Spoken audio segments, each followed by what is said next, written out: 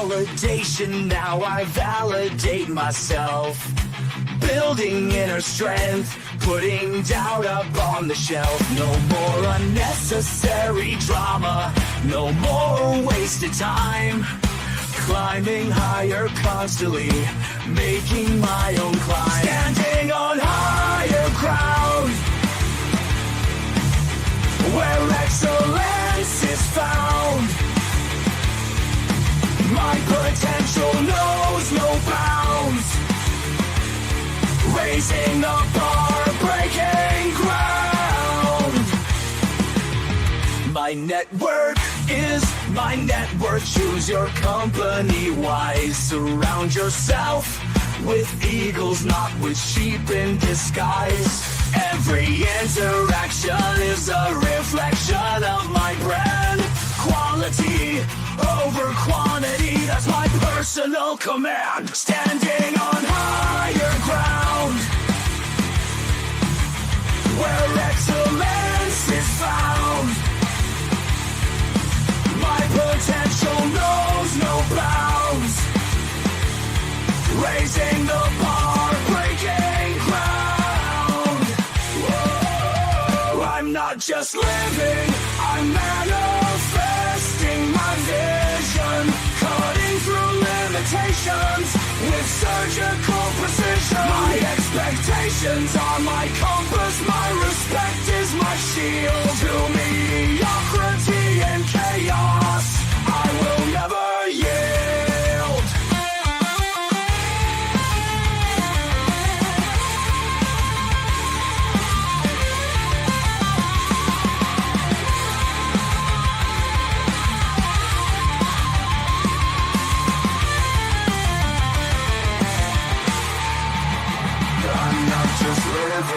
I'm manifesting my vision, cutting through limitations with surgical precision. My expectations are my compass, my respect is my shield. To mediocrity and chaos, I will never yield.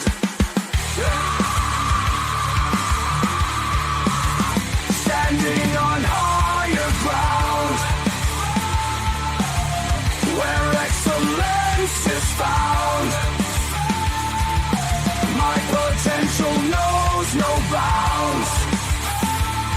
Raising the bar, breaking ground.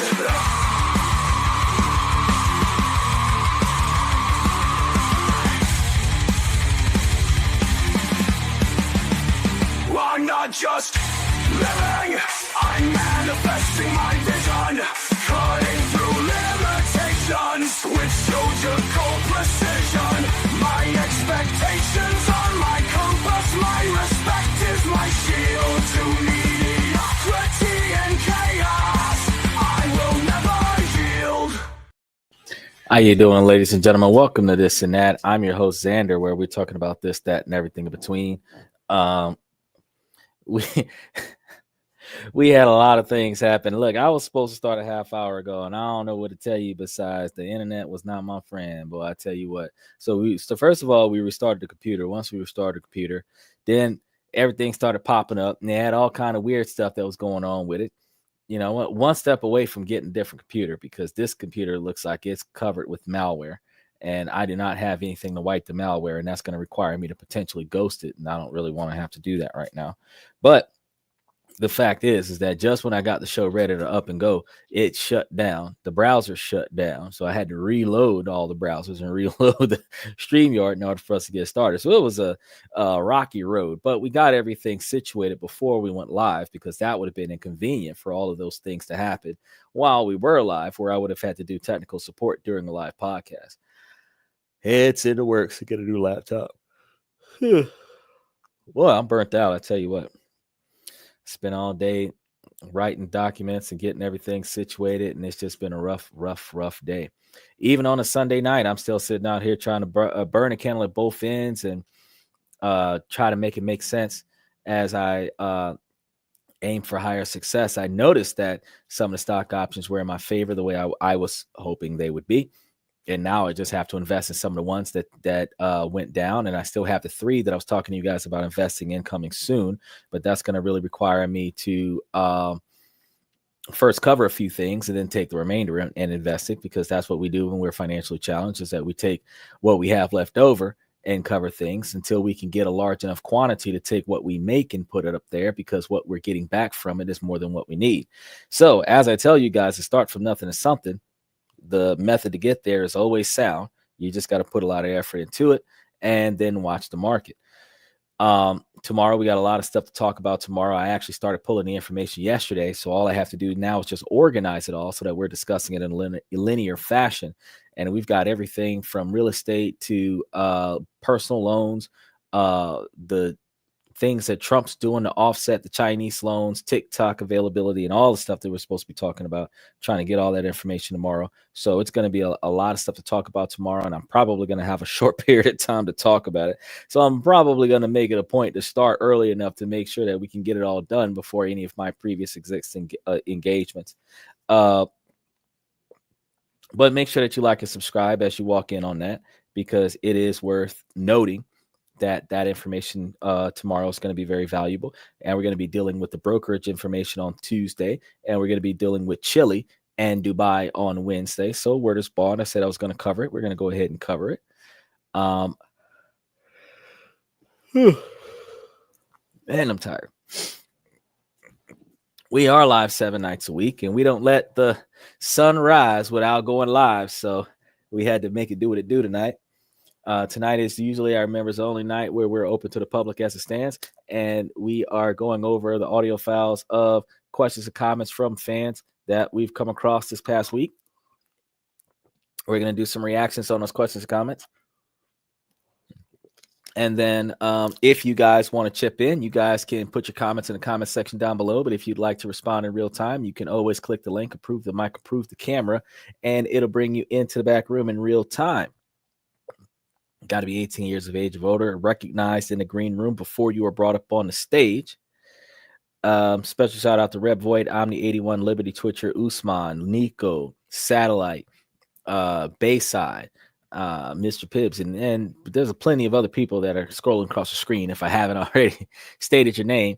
Really appreciate you guys for showing support to the channel.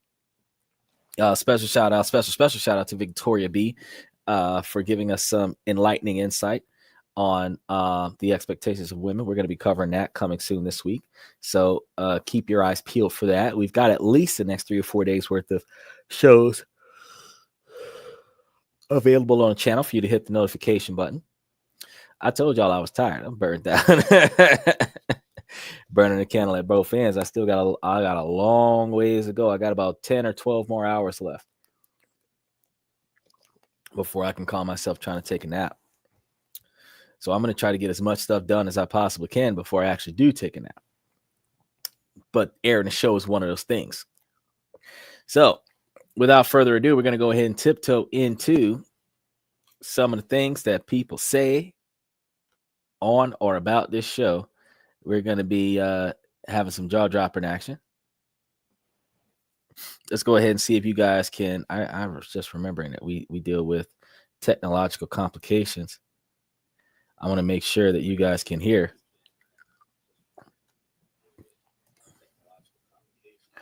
All right. 1.4 years together. My lady got chlamydia, and I don't have it.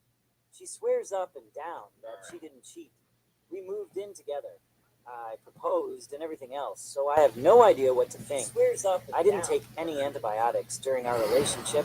She thinks it could have laid dormant the whole time and just popped up. She wants things to go back to normal, and even if they did, her friends hate me now.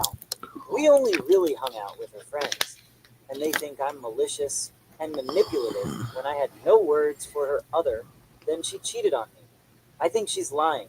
I didn't hit her or call her names. I just left to go get tested and told her to leave for the night and give me space. She bunked with a friend, and they all think I'm the problematic bad guy here. And what do you guys think you would do if it were you in my shoes? Well, the appropriate thing to do in that situation is what you did, leave, or tell her to leave. because if you do anything else, you risk committing a crime. Uh, the fact is that chlamydia and gonorrhea and other such STDs can be from carriers, individuals who have it and don't show symptoms.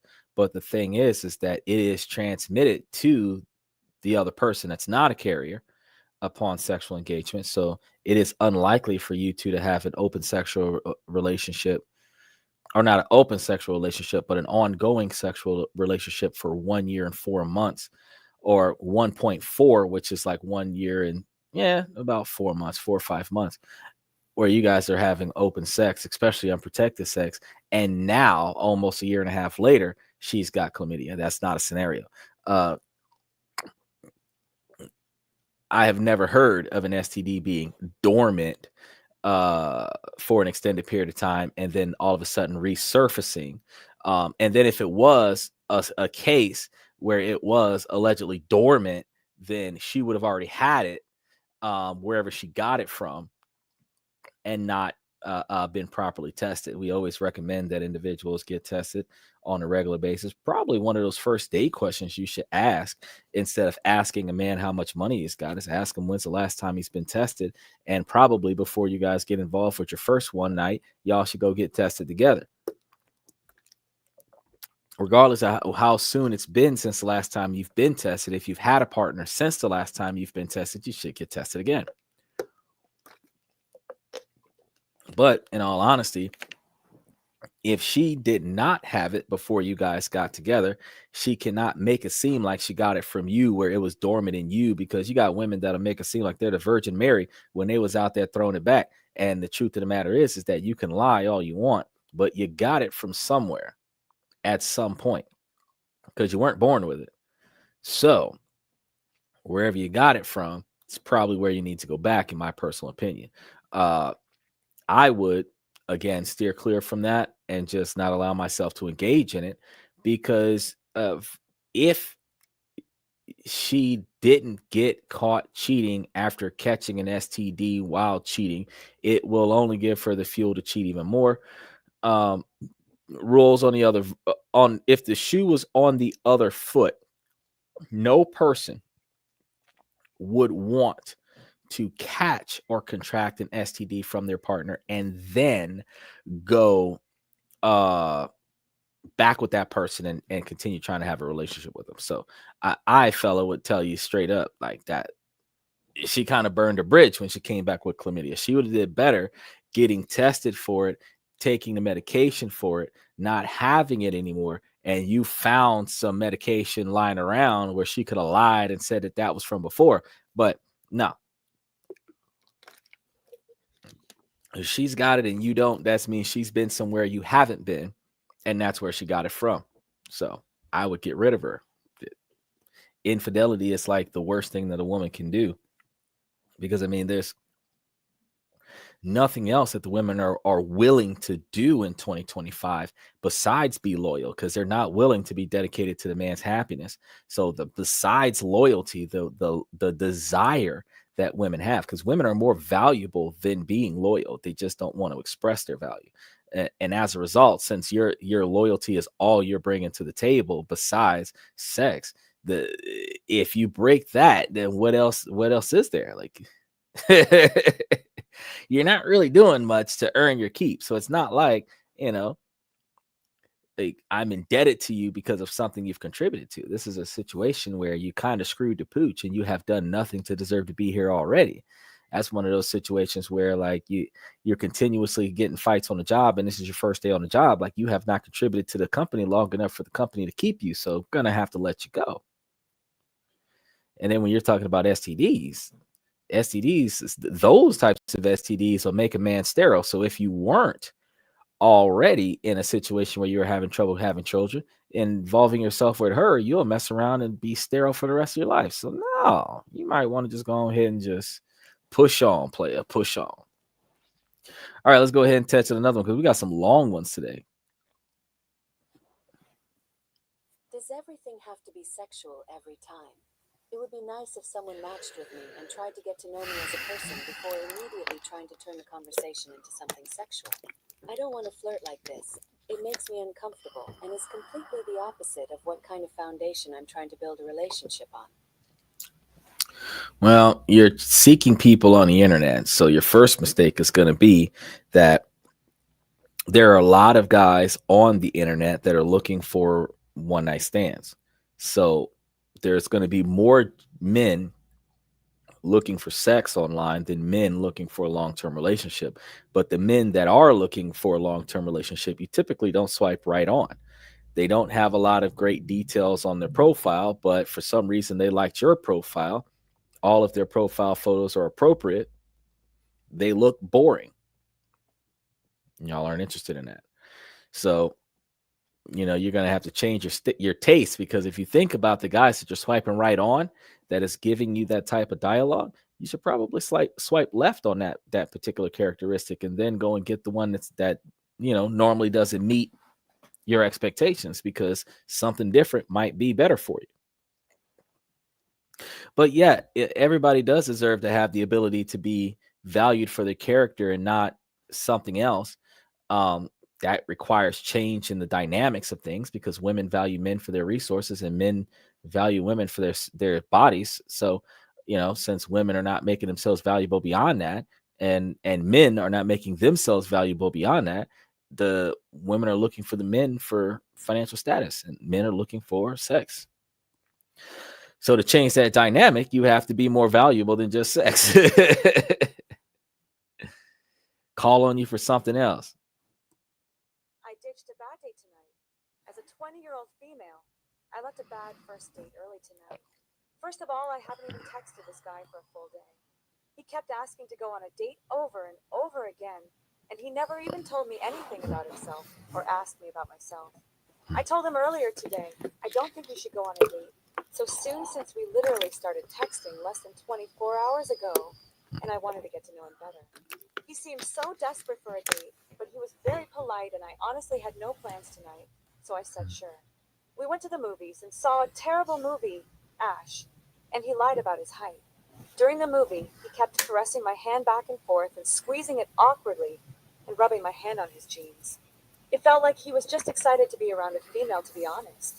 I don't know, but I told him I needed to go to the restroom and I left. However, I texted him and told him I wasn't feeling well and I needed to leave. I feel terrible, since I've never done this before to anybody, but also I was so incredibly uncomfortable and I couldn't sit another second. I also told him I was going to leave. Am I wrong? There was absolutely no chemistry, and we never even had a conversation before, because he kept changing the topic to date night every time I tried to ask him about himself.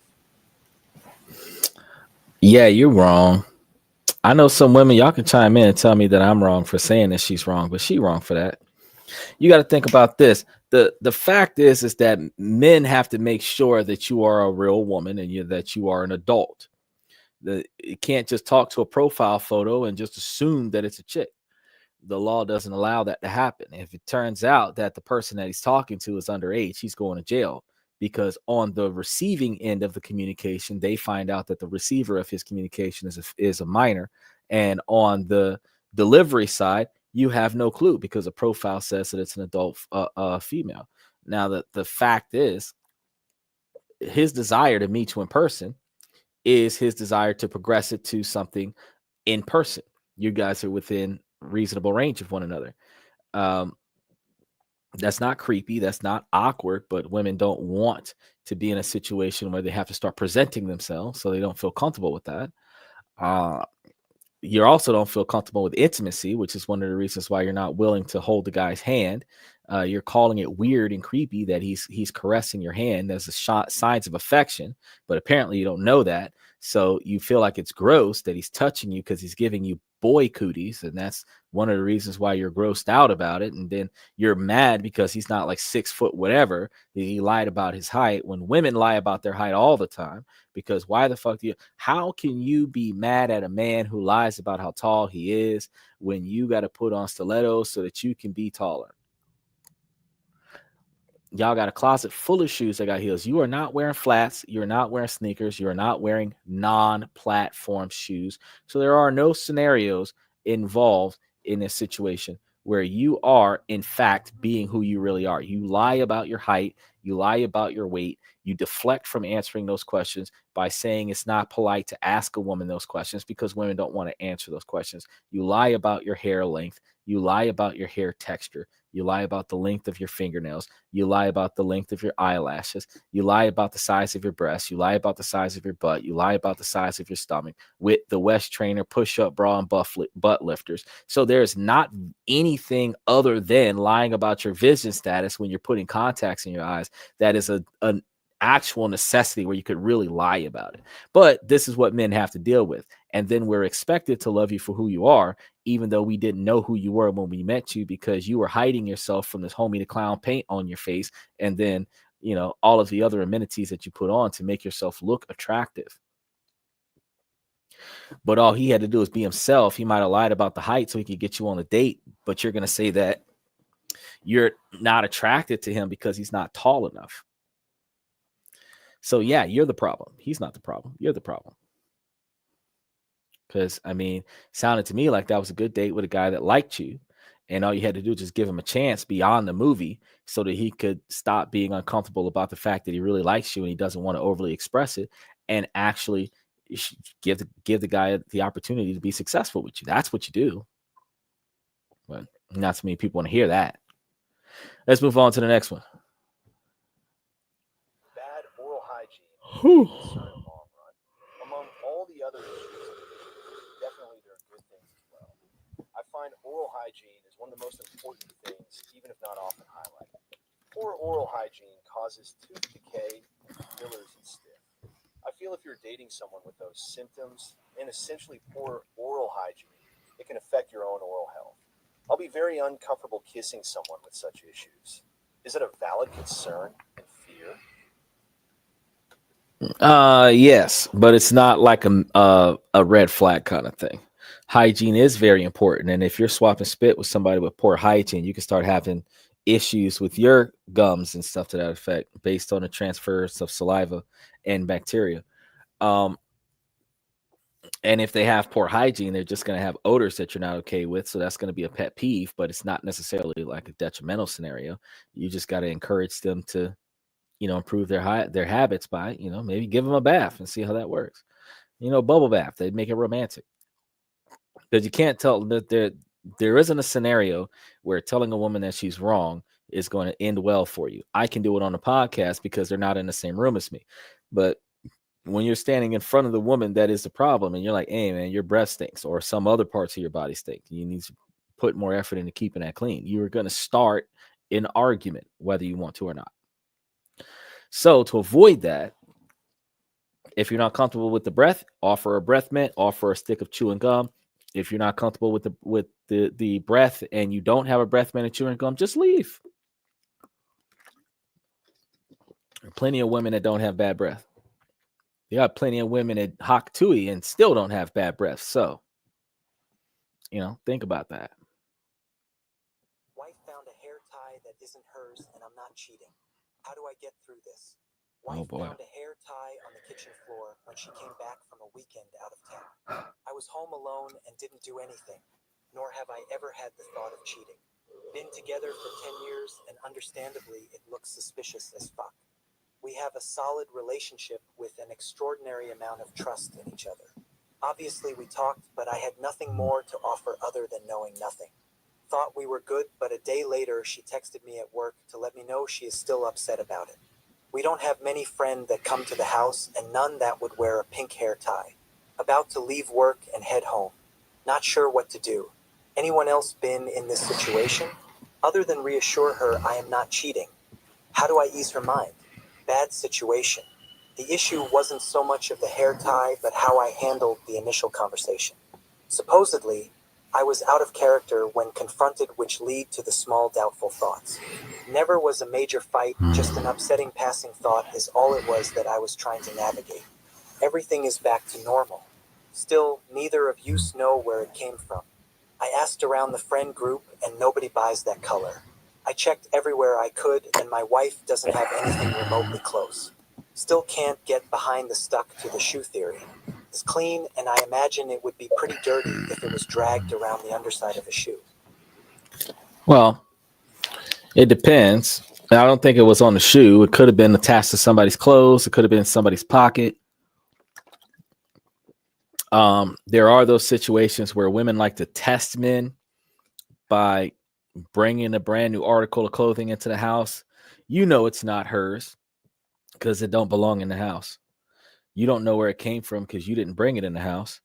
And it provides entertainment to watch you freak out over the fact that you are being held suspect to infidelity of which you're not doing. Me myself, the most appropriate thing that I can observe to make that situation go away is just not recognize it at all, because somebody bought that tie and somebody brought that tie to your house and somebody strategically put that tie in your kitchen, or we could say that they had it and they accidentally forgot it.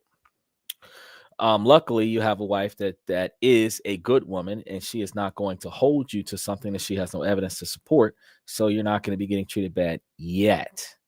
But if this becomes a habit, you're probably going to have some issues. All right, let's move on to the next one. What's a green flag in a girl that most girls don't even realize they have? Saw a guy ask this the other day, and now I'm curious.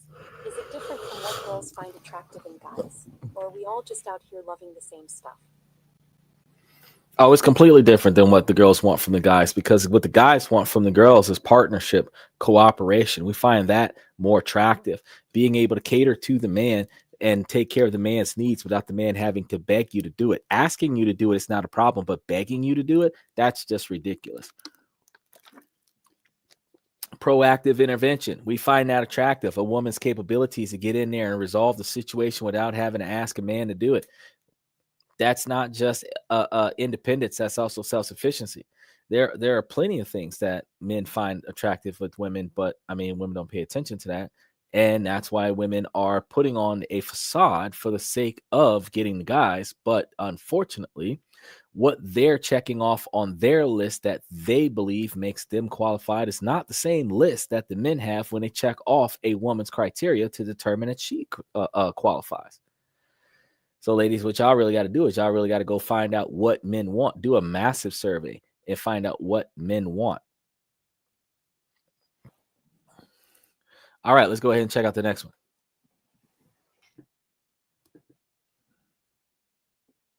I am 23 and attracted to a woman.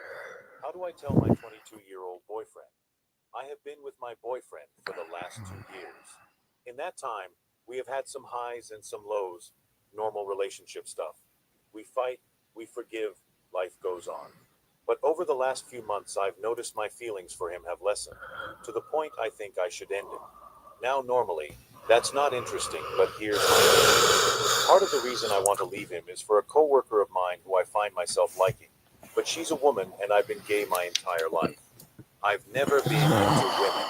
I can tell when a woman is attractive, but I have personally never been attracted to them. In my younger days, I even tried because I wanted to be normal. It took me many years to come to terms with who I am and my sexuality. I've had plenty of women friends, but I've never been attracted to one. But now, I have this coworker who, I just can't stop thinking of her. She's the most fun, kind person I have ever met. At first I figured she was just a really good friend. We hang out sometimes, go to movies, shopping, whatever. But it always felt different with her, and I'm realizing it's more than just a friendship. I feel for her what I used to feel for my boyfriend, what I would feel when I meet people I was attracted to. I don't know why I have these feelings.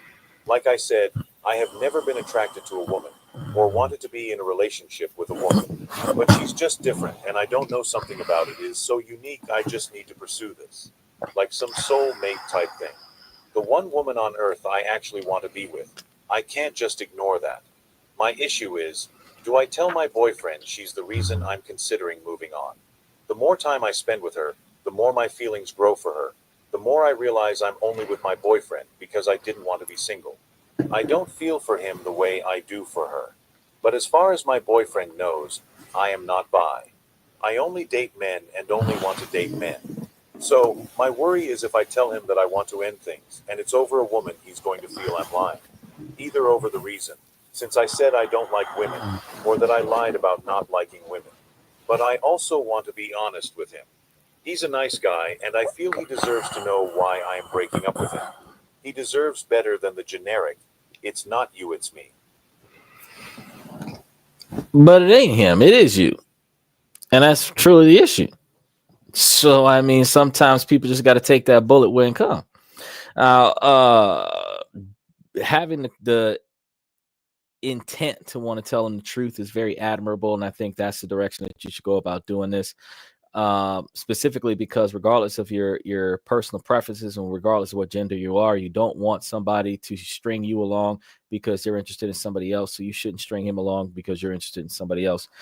We can't control who we fall in love with. We can actually fall in love 150 times in a lifetime, and it's not going to have more than one deep love at a time. So you can only be in love with one person at a time while having love for multiple people the way you have love for your family is two different things. Yeah, for the long and the short, it doesn't matter if you're bi or not. The fact is that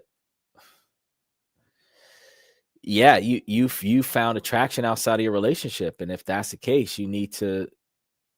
If you're not going to try to make your relationship work, you need to try to see where that new relationship is going to take you, because that new relationship is probably going to provide you with hopefully the fulfillment that you're looking for. Some people would call that a phase. I would not. It's just one of those things that just happens. You got to know how to control it, though. Usually what's heterosexual men do is that they try to hide it and not recognize it, not hide it like have an affair, but like hide the fact that they're attracted to somebody and not acknowledge it for as long as they can, because their wife won't let them fly like that. But guys will be like, oh yeah, sure, you go ahead and move. Real quick, I'm grabbing myself a cup of coffee. That way I can finish the rest of this, because we got a lot of stuff to cover and it's going to take a lot of time. So what I'm going to do is I'm going to let us, for those of you who have not heard some of our podcast music, you guys can listen to non-negotiables as I get myself a cup of Joe. All right.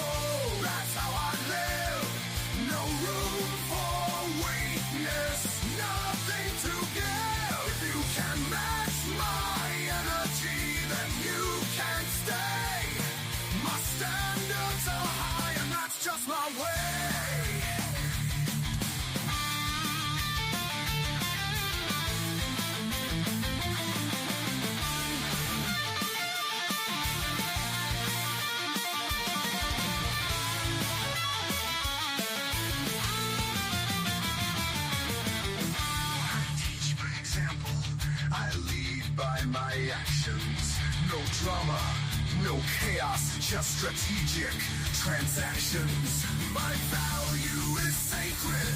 My circle is tight. elevating constantly, day and night.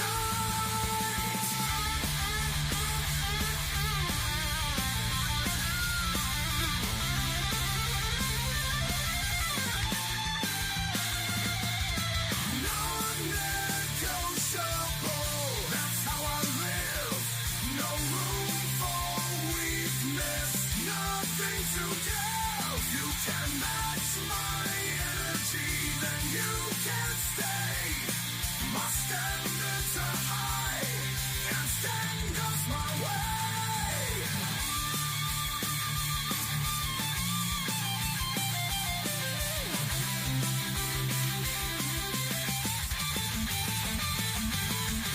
I teach by example, I lead by my actions. No drama, no chaos, just strategic transactions. My value is sacred, my circle is tight. Elevating constantly, day and night.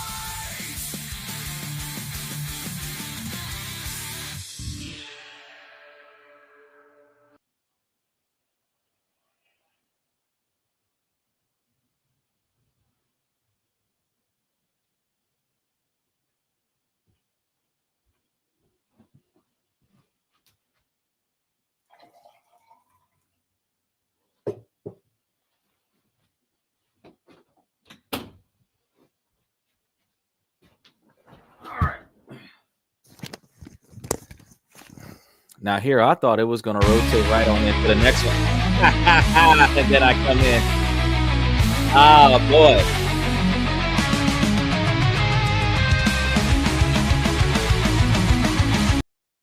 All right. I appreciate you guys for your patience. I had to get me some coffee because that was killing me. I was definitely tapping out there. What you were just listening to was Non-Negotiables, which is a 3-minute interlude. I probably should have played the 5-minute one. But I had to get myself some coffee, black coffee, because I got to wake myself up here. Because we're doing a long haul overnight tonight. Get myself a nice shake up. Now, as you guys are diving in, we are doing questions and comments from the fans. We have some audio files that we're listening to with some comments from the comment section. We're going to be going over a lot of these. We had some that were a little bit interesting. The most recent one that came about was one that was discussing being attracted to somebody outside of the relationship. And as you guys like and subscribe, I was giving the advice of, if you have feelings for somebody outside of your relationship, especially if you have feelings that you're interested in exploring, that it is appropriate for you to let your partner know this, because the inappropriateness is acting on these feelings in secret, which is deceitful and breaks the monogamous bonds in a relationship, versus the fear of how your partner is going to take the news, versus if you were to keep this a secret and got caught. I think that the fallout is going to be equally the same, that your partner is going to overreact. They're going to lose their temper and be very emotional about it, because it's not them, it's you. But the difference is that your honesty will actually mow over your conscience a lot better. Now, the question is, what happens if you date this other person outside of your relationship and it turns out to suck? Does that mean that you get to go back to your ex? No. Now, if you have the type of partner and relationship where you guys understand that you're technically not going to break up, but your partner's going to give you the opportunity to see how your feelings are with the other person so that you're sure about the relationship that you're in, that takes a lot of emotional maturity to do.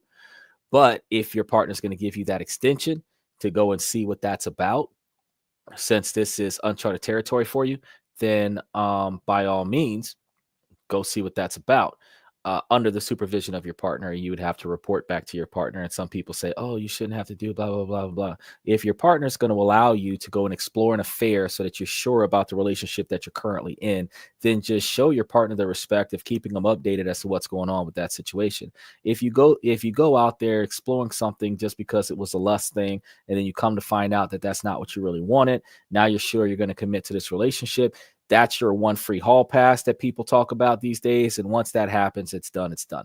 But the fact is that the urge to explore something outside of the relationship and the self-restraint that is implored after that is sometimes a little bit challenging, which puts you in a compromising position where you may actually indulge if you're keeping it a secret. So, it is appropriate for you to either get permission from your partner or break it off with your partner before you start exploring something with somebody else. I understand that the two individuals where it was a male couple, but that typically is advice across all platforms, because technically a relationship is a relationship, and this type of experience happens with every combination that you can think of. So, I thought that was very good advice that anybody could utilize, not just these two. All right, moving on to the next one. Date took me to her house on the first date. We were having a really great time and went back to her house. I walked in and it was a complete pigsty. Ooh. I like her but would never sleep there. What do I do? I've had this experience before. So a lot of us have had this experience before, to be honest. Ladies and guys alike have had this experience before. Truth is, you're not going to be spending much time at their place.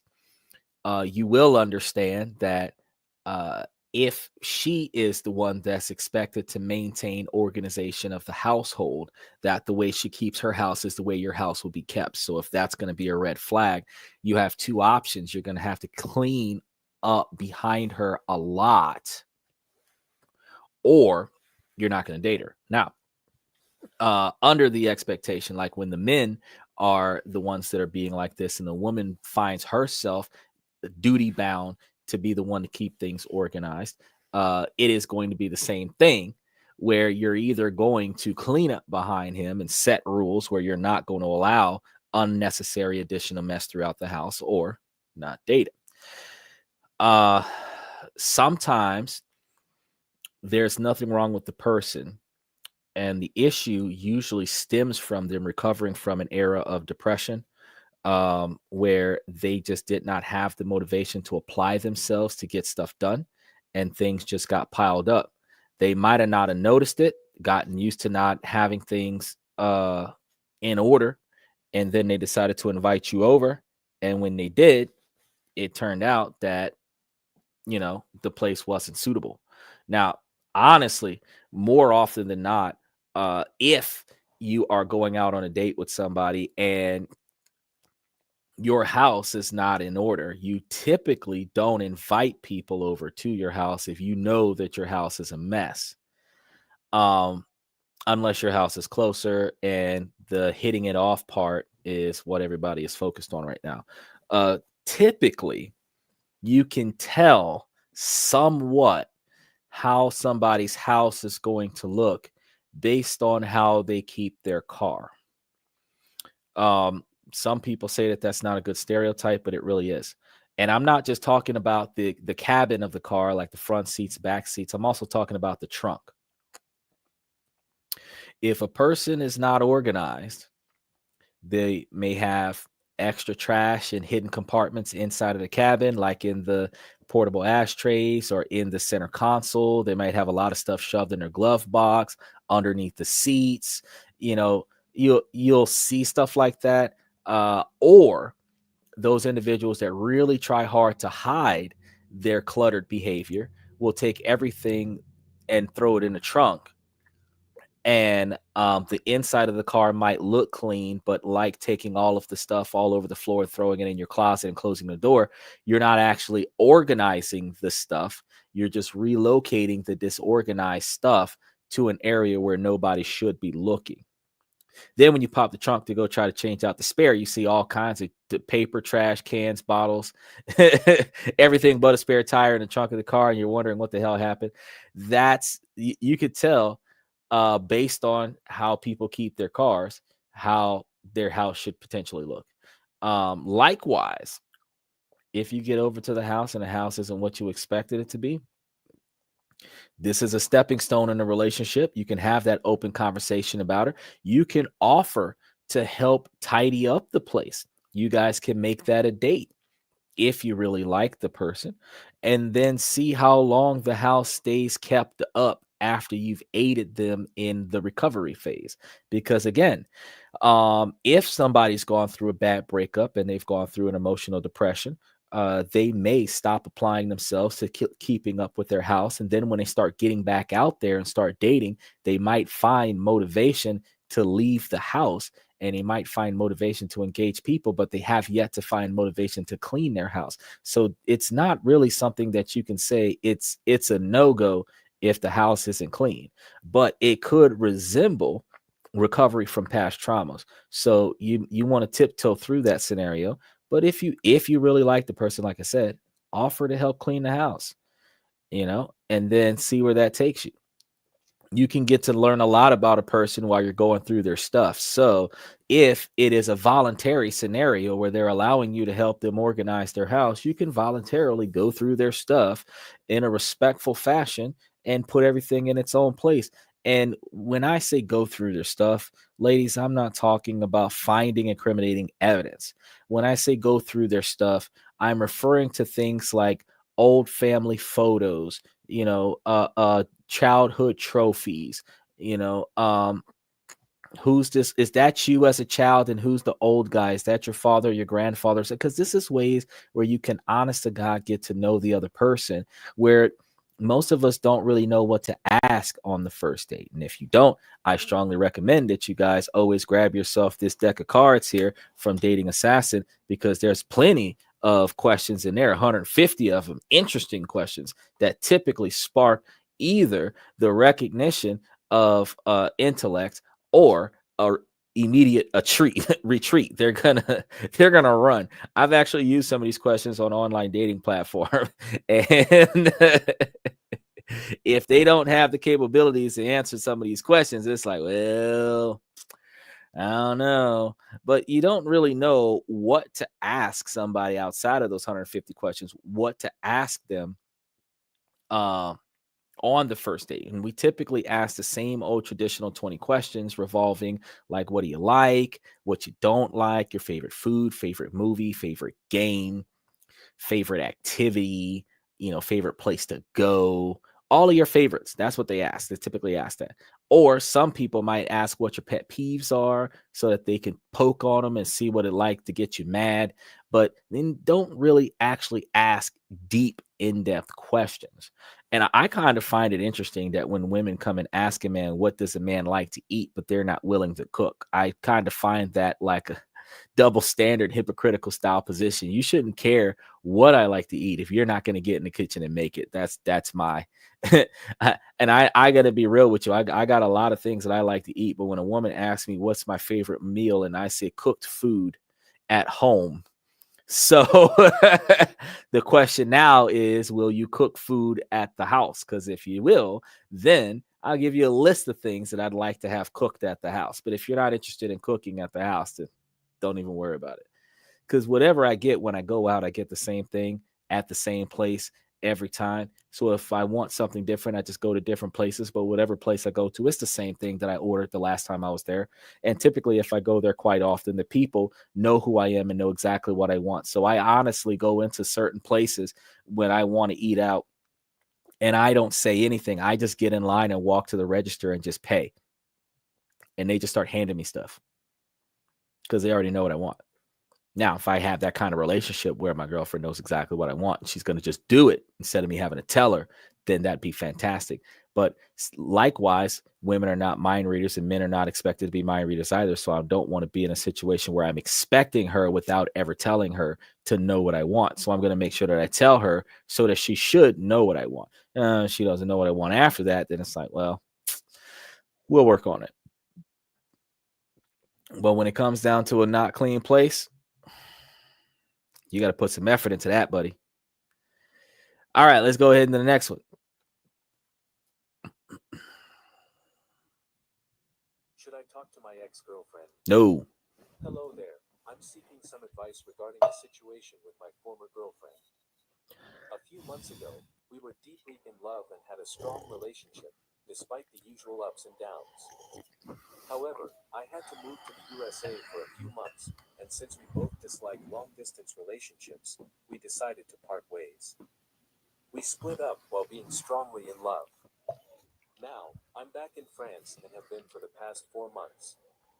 I realize that I'm still very much in love with her and can't imagine my life without her. Many people around us used to say we were perfect for each other. I want to be with her again, but I'm facing a dilemma. She is planning to move to Canada for at least a year in a few months. This time, I believe I can handle the distance. Before we split up, I told her not to wait for me and to move on, so I'm hesitant to reach out now and potentially disrupt her healing process. I'm feeling lost and conflicted. I want her to be happy, even if it means we can't be together. Should I send her a message expressing my feelings, or is it better to let things be? Please help me, I want to stop my heart from bleeding. It's been so long, I'm still really sad about it. I feel like I'm broken. All right. Hell nah. Hell nah. So you did some stupid stuff. Let's start off from the get. Because look, ladies, y'all don't think that this podcast is gonna sit here and just chop it up on women all the time. Whoever's making a bad choice, I'm just gonna let you know that you're making a bad choice. I don't care if you're male or female. Fella, you made a bad choice. Because this is the thing. Y'all was supposed to be head over heels in love with one another. You should be trying to set up a scenario where you're going to be in America, getting yourself established so that you can go back to France, go get her and bring her back to America. You guys are supposed to try to make the long distance relationship work. If the long distance relationship does not work, then there's not much that you can do about it. But you're supposed to put in effort to make the long distance relationship work. However, in the situation that it doesn't work, you don't go back. But if it can work, but you weren't gone apparently long enough, you've come back and now she's going to Canada. So if she wasn't going to Canada and you would have stayed in the US, then you would have been right down the road from her. You probably could have relocated to Canada, or she could have relocated to the US, or y'all could just move closer to the border where y'all could see each other with the security guards and whatnot. You could have figured some shit out. But unfortunately, you decided to tell her some of that Breaking Bad bullshit, like, oh, don't wait for me, move on with your life, blase squaze. Then when you get out, oh, you should have waited for me. What kind of shit is that? No, bro. If you said don't wait for me, she's moved on. If you found out that she's going to Canada, so that means that you've got an open line of communication with her some kind of way. And if in the event that somebody tipped you off that she's going to Canada, somebody should know that she's single. And if she's single and that person that tipped you off that she's single goes and tips her off and lets her know that you're back and you're looking to make things work with her, if she don't reach out to you, bro, don't reach out to her. It is not her responsibility to cater to your flakiness. If you are not going to commit to the woman and move to fucking Canada with her, bro, do not reach out to her. Whatever your life has got going on right now, if she is not going to be the focal point of it, do not reach out to her, because you're going to do the same shit, because she's going to go to Canada and then you're going to let the relationship go because she's too far away. So put forth that effort. If you're going to stick with her, stick with her. If you're not going to stick with her, bro, don't call her. Don't call her. Don't waste your time. Long distance relationship or not, don't waste your time. Now, special shout out to Mr. Satellite. Mr. Satellite dove in. So there goes Mr. Satellite coming up with we got to do intros now.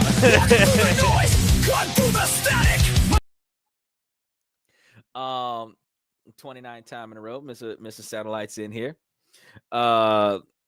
Yeah, we're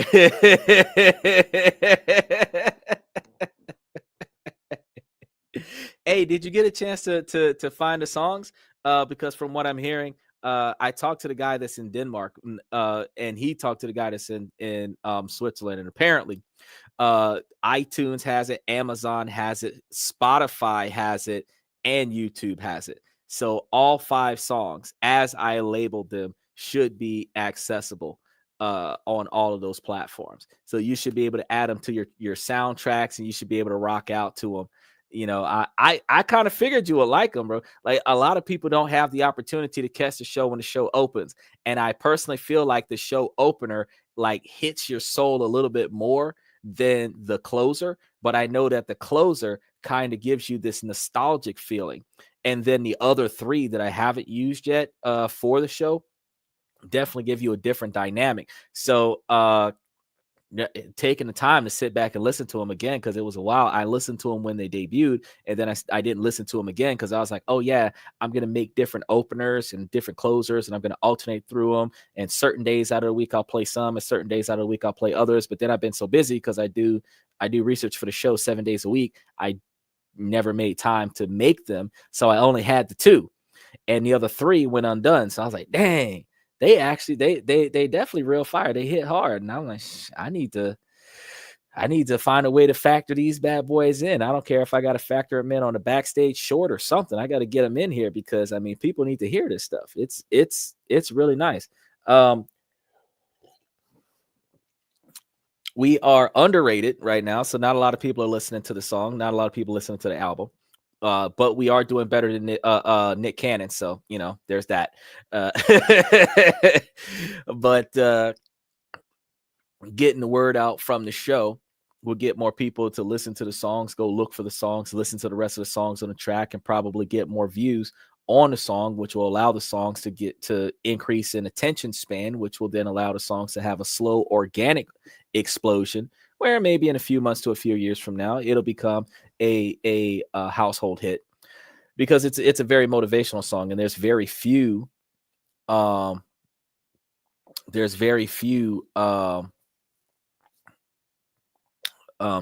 out there these days in 2025 that are talking about something other than sex, drugs, wasting money, and violence. So when a song comes out, or a series of songs that comes out that is talking about improving yourself, motivating yourself to be better, setting standards, stuff to that effect, it's like it's very encouraging. So I really enjoyed it. Definitely. Anyway, since we're on our questions and comments for the fans on Sunday nights, make sure that y'all like and subscribe as y'all pop in. And let's go ahead and dive into the next one. I think I'm being ghosted. Woo. It really sucks. Mostly just venting.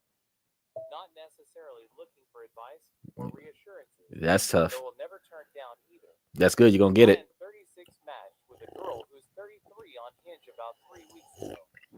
There was immediate chemistry, and within a couple of days, I suggested we meet. I live in a high cost of living city, so generally prefer to meet for drinks as a first date, just to keep the cost of dating manageable. But something felt so right about this connection, I suggested we go to dinner first, which we did, and it went great. Really nice place, really good conversation. Practically closed the restaurant down. She'd Ubered to the restaurant, so I offered to drive her home. The conversation carried on throughout the drive. Then we got to her place. She told me she had a lot of fun and would love to do it again. So we did it again. 2 days later. A late afternoon at the museum, which she suggested and paid for, drinks, which I covered, followed by dinner, which she covered. I only included to point out that it really seemed like things were trending toward a mutual respect sort of thing. She met my dog. We shared a kiss, then another when she left. And I was legitimately giddy the rest of the day. Been dating for about a year now, and haven't been this excited about a girl the entire time. Like usually I'll think to myself, yeah, I think there could be a real connection here. But with her, by the end of that first date, I wasn't even questioning that it was that good. Throughout the next week, we texted sporadically. She's not at all a big texter. Like I was lucky to get one text a day. but figured that was just her. Coming from my last relationship, where she was texting me constantly throughout the day, almost too much at times, this was quite the adjustment. But again, I met her energy and decided to just take things slowly here. And then we set up a plan to go to a different art exhibit that coming Saturday. Saturday rolls around, we go to the exhibit, have fun, go to dinner after. Ends up being a pretty expensive place, but I'm having so much fun and starting to feel like this is kind of going somewhere.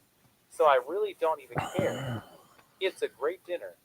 Then we grabbed some drinks at a bar near her place after. She'd been upfront that it had been a long day for her and she was pretty tired, but was rallying for our date, which I appreciated, only including just for some context. We each have a drink, have a bit more conversation, maybe a bit looser. It's worth mentioning that I'm generally pretty comfortable on dates, and while I wasn't by any means uncomfortable, I did have a bit of nerves here. Like I wasn't a 100% maximalized, slick, and suave version of myself. But I still had her laughing, and it really did feel like our energy was matching as much as I wanted to be more on for her. Again, I think I was just excited. She offers to grab another round of drinks, but I'm driving, so I politely decline, also sort of assuming that there'd be plenty of opportunities for more in the future. I drive her home. She kisses me, says she'd love to see me again soon. I'll admit, I was at least kind of wondering if I'd get the invite inside at this point. But again, she was tired, and again, things seemed to be going so well I was feeling a bit cloud nine. Either way, we part ways. Text a bit more that night following up some inside jokes, then agreed to meet up again. But I was heading out of town on Friday, so I suggested we maybe hang out sometime during the week. Again, slow texting. Maybe one text a day, nothing more. And then on Tuesday of last week, after I text her offering a few days in particular for us to meet up, she mentions that her Friday plans have shifted to Thursday plans. So we'll have to reschedule for when I get back, her suggestion. She asks how long I'll be gone for. I mentioned just the weekend. She replies with, "Oh, quick trip. Yes, let's aim for next week. I'll be around." Friendly face. I replied back something like, "I'm hanging out with a buddy on Friday, but otherwise free all week. Just let me know what works for you, and we'll make it happen." Basically, I wanted to put the ball in her court a bit. The frequent texting at least gave me whiffs. Maybe she's not feeling it. Five, even though her actions and words seem to suggest otherwise. That's on Tuesday of last week. Oh I shit. don't hear anything back at all. So on Friday, I sent her a quick text. Mostly just want to check the vibe, keep the flame lit, so to speak. A little inside joke, nothing major. She replies, laughs, then says, "I hope you have such a great weekend with the fam." Nice text, but clearly not an invite to engage. So I kind of leave it there. She's a busy woman, lots of friends, not a big texter. I figure I'll check in later if she doesn't initiate the plans. She doesn't. So on Monday, as I'm in the airport, I sent her a quick follow-up joke then. Still up for hanging out at some point this week? I want nothing. At all. Now more than 36 hours. And Wow, boy. of the text. I told y'all this was gonna be long. I know she's not a frequent texter, and it's been more than once that she's gone a whole day without replying. This just feels like it's reached ghosting territory. There was the almost chilling off vibe after the last time we saw one another, but not for any reason I can explicitly understand. I didn't say anything weird or change the tone or vibe of our text, but a clear shift enough to make me think that we're probably ghost town now. Like at this point, I know she's seen the text. If she really wanted to hang out, she would say something. Which just brings me to the overall. What the fuck? Yep. I've rejected before. It's not fun. Ain't it? You just get the sense during a date that it's just not a good match. It's like, 8,000 word essay. She told me twice straight up that she thought I was attractive. So I don't think it was an attraction thing. And our interests were the same. Oh, And shit. she complimented my book collection at my place. Turns out we have a lot of the same books. Obviously, my mind goes first to she just wasn't feeling it. But all the evidence would suggest otherwise. But again, it was kind of like that throughout. The most logical explanation I can come up with is that there's someone else, maybe another person Jesus. who's pulled ahead, or an ex. Or maybe she's just decided that she's not ready to date. Work is busy for her at the moment. Not insanely busy, but definitely more than usual. And honestly, as much as any of those reasons would be tough to swallow, I would still just love to know. I spent the whole weekend just in my head about this whole thing. Oh my goodness. I was with family for a funeral. She didn't really know the funeral part, as that person was still living the last time. But if I'm being honest, I was really part of it. It's almost done. Ultimately, it was only 3 dates, and it's not like I was in love with this girl. It just felt it's almost done. So well. I mean, they were such good dates, start to finish. At least it felt that way. And again, this is a girl I was so excited about. So, all that long-winded ranting to say, why? Or alternatively, why not just tell me that something has shifted? Not trying to bash on this woman. Shit. She really is pretty great. And there's a world where all of this is explained away as something innocent. Bullshit. Even if the vibe shift is inarguably real at this point. I'll give the benefit of the doubt either way. But it's not possible that I was telling a friend the other day. Me too. That's what I'm waiting on. The girl I'm dating seems to check pretty much every box I could ever dream up for a partner. The only thing I really needed to figure out was whether or not she was nice. Because you never really know that part right away, right? I'm starting to fear I'm getting my answer here. Friend, I got it. About 48 hours later. Here we go. It was more or less what I was expecting. But holy shit, I can't even begin to put into words how much better I feel. Yes, you can. Of course, this is not the outcome I would have wanted last week. But it was a very thoughtful message that actually left me smiling a bit.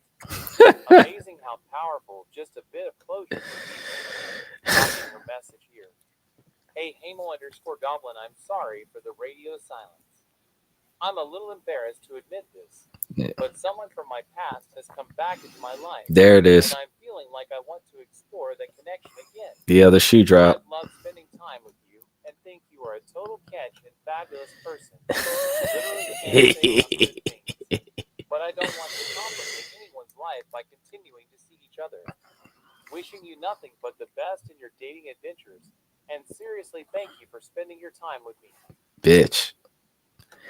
Finally, it's over. Finally. All right. Special shout out to Usman. Usman's been waiting to get up in here. He's had something to say for a hot minute and a half.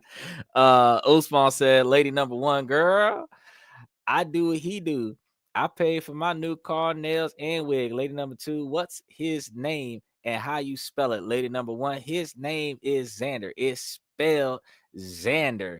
Spell it how it sounds, girl. Mr. Satellite got a wasp in his house. Boy, you need to hit that with a fly or some stuff. That script was long as bejesus. I did not think it was going to take that much time to get through it. The individual had wrote like a 7,500 word thing, and I was like, oh, he really put some thought into his feelings. I want to go ahead and talk about this on the show. But yeah, he really did do a massive autobiography on the situation. Now, you could go ahead and throw your wisdom in here as I put my wisdom in here, because it's going to take you longer to type yours than it is for me to say mine. First and foremost, buddy, you're dating this chick. You're comparing her to the last chick to determine if the current chick likes you, and that's stupid. The fact is that you had red flags early on in this situation. The other fact is that she continued to show up because you continued to pay for stuff.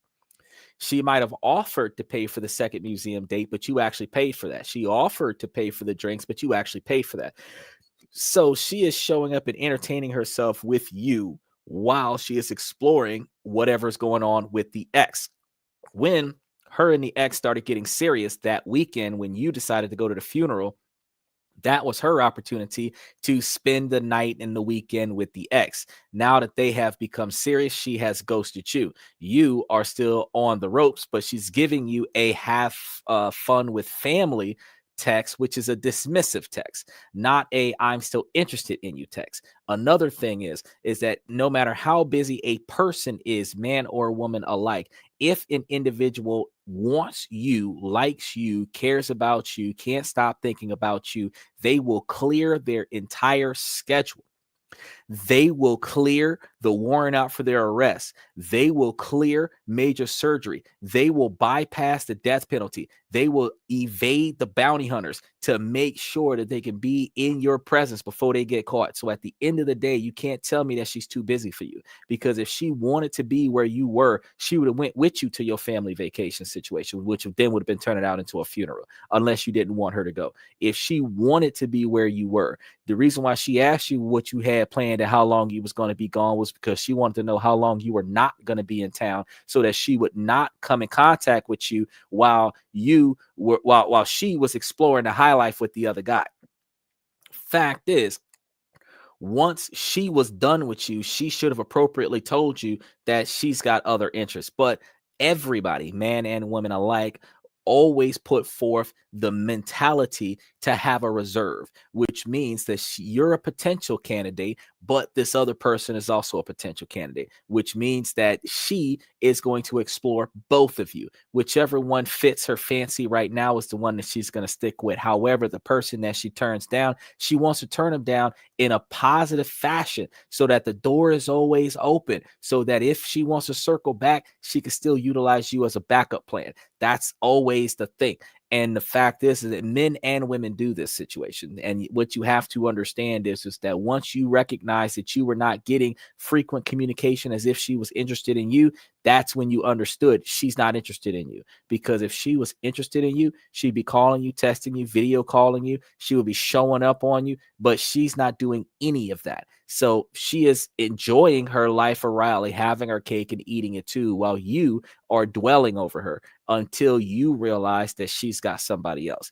And this whole time, you're wondering what if. You're on that seesaw of what if, and then you're rationalizing and justifying the situation where you're clearly being ignored here, and you're trying to validate why she's ignoring you so that you don't accept the fact that she don't want your ass no more. That's your biggest issue there. She was enjoying the free stuff, but she don't want you. But just because a woman doesn't want you doesn't mean that she won't go on a date with you. Just because a woman don't want to sleep with you doesn't mean that a woman won't allow you to spend a lot of money on her. Just because a woman doesn't want to have a family with you doesn't mean that a woman won't let you pay for her vacation or fly her trips around the world. You have to think about the fact that if she's not willing to see you on a free ski, then why is you even involved? You went from drinks to museums and food and drinks to high-end restaurants. You are elevating her entertainment, where it is extremely expensive out of your pocket. And yeah, like an escort, she will give you the best time of your life because you're paying for that attention. But take her to Burger King, take her to Cheesecake Factory, take her to Taco Bell, see what the fucking behavior is like. If it's the same type of behavior, then you might have you a keeper. Take her to a park and have some bologna sandwiches or something and see how she behaves. But if you're getting this because you're taking her to 5-star restaurant, steak, lobster, and shrimp and shit, you're not really getting the real her. You got the real her when she had to basically tell you stop talking to her because she's got a boyfriend. That's the real her. When she was dating you first, that's the real her. So you technically dodged a bullet. Now, Usman says men and women should not be friends on social media. Church, when they do, a lady will get flooded with options. Hence, it can become a level up game. And that is a true fact. Not only is it a level up game, the problem is that her heightened, overly inflated ego with all of these individuals that are making false promises to do more than the man she has in her presence. She will believe that the top 10 men that are closest to her current location will do the things that you can't afford to do, and some of them will waste their rent money on making it happen. After she experiences that, she will drop you thinking, like Usman said, that she can level up on you and get with somebody else that has more resources or more accessibility to waste resources on her than what you do. Now, ultimately, after the first couple of times that he entertains her, sleeps with her quite a few times, then the real him starts showing up, meaning he can't afford all that shit. And then she's got less with him than what she had with you. Oh, I made a mistake. Circle back to you and let's fix this. No. Usman goes on to say, also, I have never come across a man who has said, I like her because she is really interesting to talk to. Think before you act. Truth is, most guys like her because she's physically attractive. Most guys like her because she's easy to get into the sack. Most guys like her because she's giving off the vibe that with very little money and little effort that you will get a chance to sleep with this girl, or you will have the ability to sleep with this girl on a regular basis. But not too many guys are attracted to a girl for her skill set, because most women don't bring their skill set. Unless you're considering the skill set of putting on all the makeup and the hair and the lashes and all that other stuff, they don't bring their skill set. If you think about it right now, on any first date, what does a woman do on a first date that is valuable to a man? Men automatically are required to show their capabilities to provide, even though the characteristics of the man is not defined by the resources of the man, as we discussed on the show yesterday. But his ability to pay, his ability to decide on where to take her and how much it's going to cost, his ability to entertain her is a requirement for the first date. But what is she doing to show her value to him? Because she's going to show up. She's going to enjoy the evening. She's impressed by him. He's impressed that she didn't leave. But what does she do that he will value? Because what the man is going to do that the woman is going to value, he's going to pay, he's going to drive, he's going to pull out the chair, he's going to open doors, he's going to provide the umbrella, he's going to walk between her and traffic, he's going to keep her from getting hurt, he's going to keep her from getting sick, he's going to keep her from getting robbed. Protector, provider, supporter. Now, what is she doing in the first 48 hours that a man can value besides sex? Don't worry, we'll wait. Now, as we marinate on that question, the fact is that since most women don't have the requirement to show their value in the first 5, 10, 20 dates, that truthfully, you only test the value of a woman when you're in a committed relationship and the shit hits the fan and you can't cover it yourself. That's when she starts showing her value, but you're typically dating for 5 or 6 months down the line before she shows her value, because no woman is going to, on the first date, put gas in your car, rotate your tires, change out your oil, go bring your car to a car wash, wash your clothes, do your laundry, cook you something to eat, clean your house. They're not going to do anything that you would need a girlfriend or a wife to do to show their value. They're not going to take your dogs for a walk or anything to that effect. The best that you will get from a woman, where women believe that that is showing their value, is that they'll pay for themselves on the date, where we're going Dutch, or some might go to the magnitude of paying for the date. That's it. But her being able to pay for the date isn't valuable to the man. I mean, it's convenient, but it's not valuable. It's just one less date he has to pay for, but that gives him more money to pay for a more expensive date the second time around.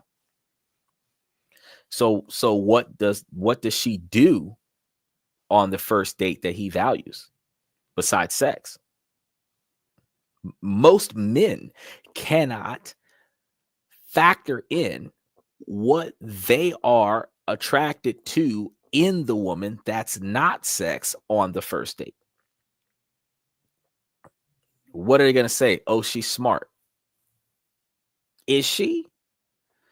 Because you can find an educated woman with a poor dialogue, and you can find a uneducated woman with a good dialogue. How smart is she? Is she street smarts or book smarts?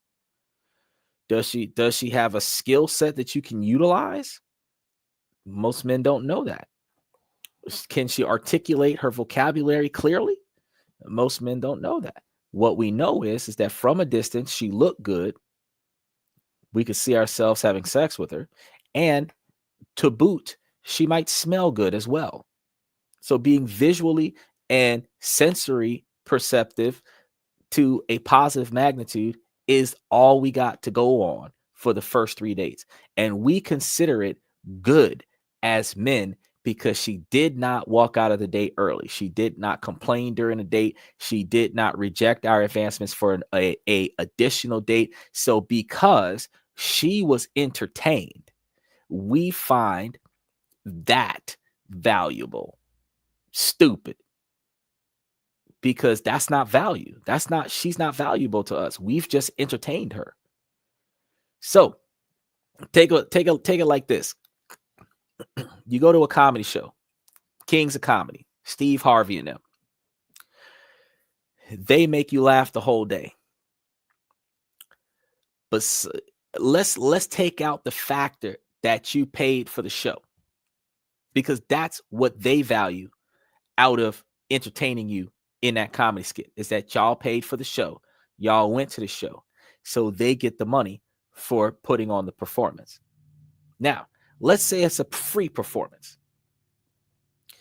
The comedians come onto the stage. They're doing a pro bono thing. They're making everybody laugh. What does that comedian get for entertaining you for 2 hours? What value do they get from the audience for entertaining them for free? Nothing. Word of mouth maybe, but nothing. Positive reviews, but that's about it. So fact is that women do not show their value on the first handful of dates. So Usman, special shout out. He's hitting nails on heads here. Usman said, I have never dated a lady, but from what I've seen, men are spending too much money on first dates. And that's why I left that up there for a while, because men are spending an astronomically, ridiculously large quantity of money on dates. Typically, we're supposed to be, especially if we don't want the woman to date us for our resources, we're not supposed to show our financial status until she shows her value to deserve that financial status.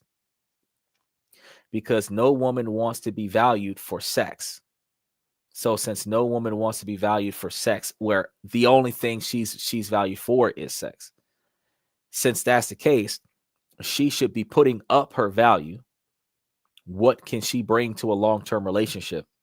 And in return, he should be able to meet that with how much that's valuable to him. So if her skill set is McDonald's worthy, then she gets McDonald's. If her skill set is Cheesecake Factory worthy, she gets cheesecake. She starts showing that she's like mafia style, hit woman style, Charlie's Angel style, I got your back kind of woman, Kill Bill style, make it work kind of woman.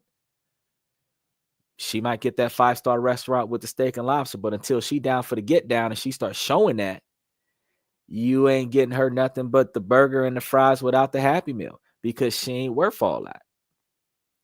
Till she starts committing to you, she ain't worth all that. Now, if you're dating a kind of woman where she's paying for everything and she's showing you that she will contribute to you until you dedicate yourself to contributing to her, now that's value.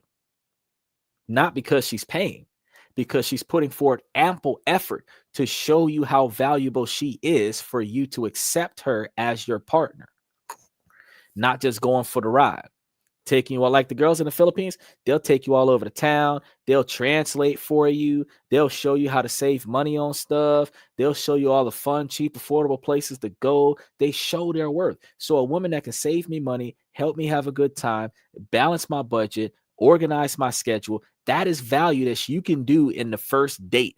I'm sitting here like, oh, bet. Let's say I'm walking around with my dogs with me, and she decides to take one of the dogs and she's gonna walk the dog on my behalf while we're walking down the road. I'm like, oh shit. And the dogs like her. Oh shit. I gotta go. She'll take the dogs out when I can't. What? That's value. You're showing that you are resourceful enough to see what I need, and you're gonna get in there and start doing it without me having to ask you to do it. That's value. So one of the ladies had asked earlier today on the show, what's a green light thing that men are attracted to that women aren't aware of? Finding what a man needs that he doesn't have and getting your ass in there and getting it done without being told to do it. That is a golden ticket. Any woman that is proactive with involving herself in rectifying a man's concerns, they don't even have to be problems. They can just be concerns, stuff that needs to get done that just hasn't gotten done yet. And she's going to dive in there and start rectifying that stuff. I guarantee you, she's a keeper, because you're showing your value before the date. You're showing your value before the man opens his wallet. You're showing that you're a partner, you're a team player, you're the pit crew. You are showing you're the cut man on the ringside. You're showing your value. Women don't understand that until you start doing stuff like that on the first date where you're showing your value. The only thing that the man got to look forward to is the sex after the first date.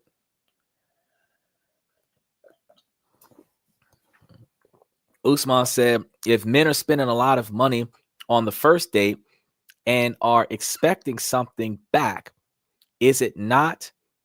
Yeah, it is.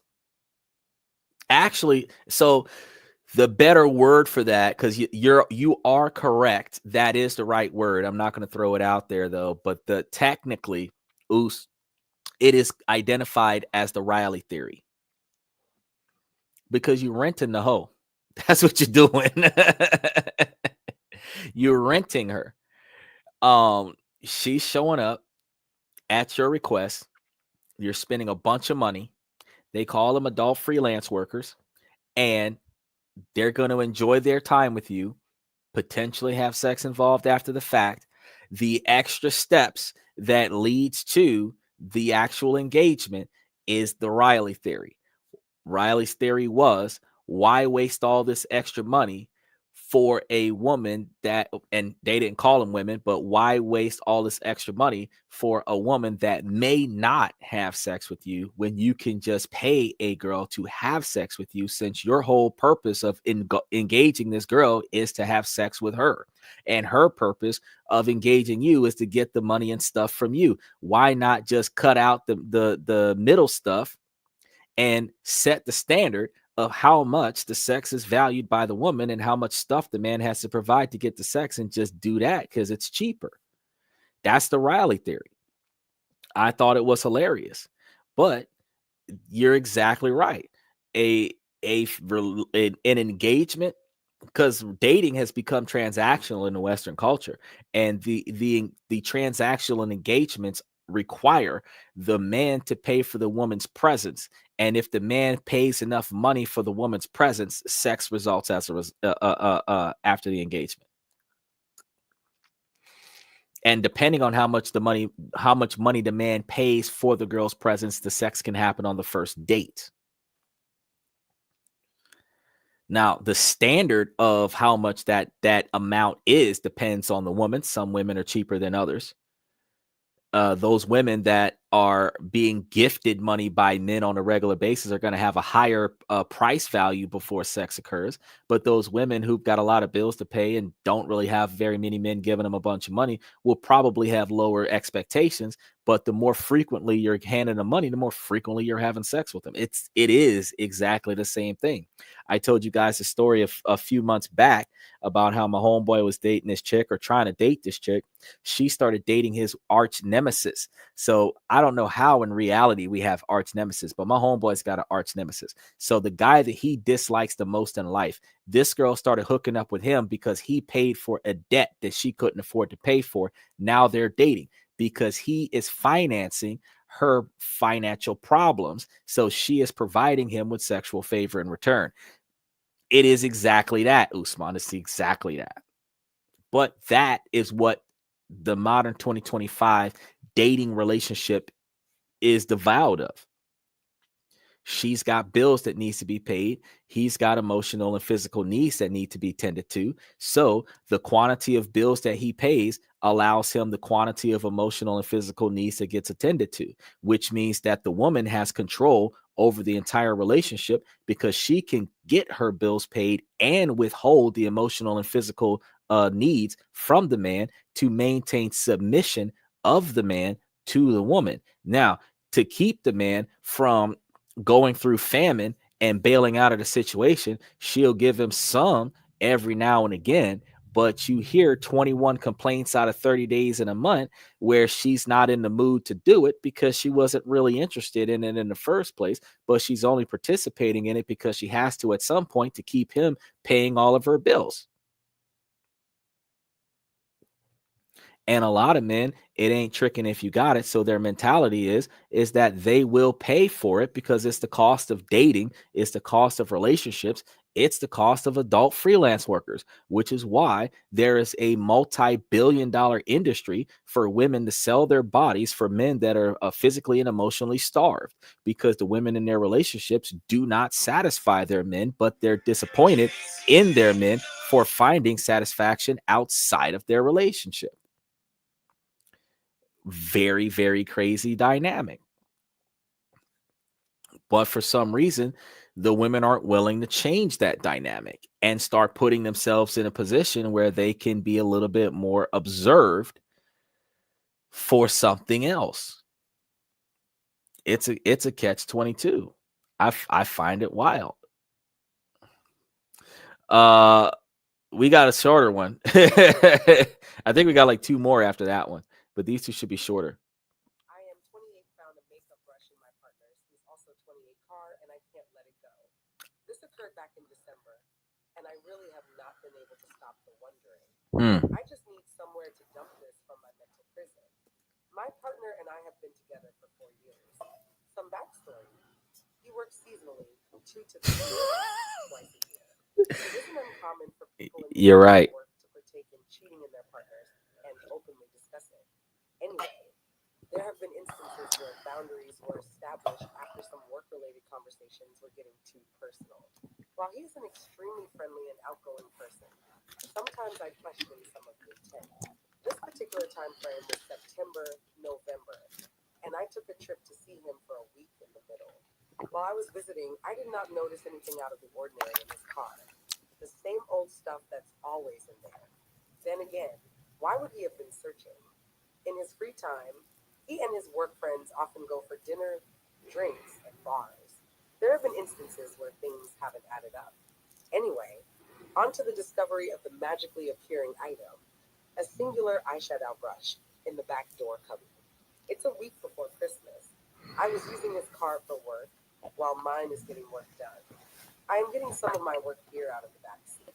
I look down and see it. Tummy ache on demand. If you get it, you get it. I get a break from work and ask him in my most gentle, non-confrontational way I could possibly muster and bring him out to the car. I pick up the brush and ask if he knows where it came from. I must admit, yes, my hands were shaking, but I was calm this entire time. He became defensive instantly, and the first thing he told me was that it belonged to one of 3 people, one of those being me.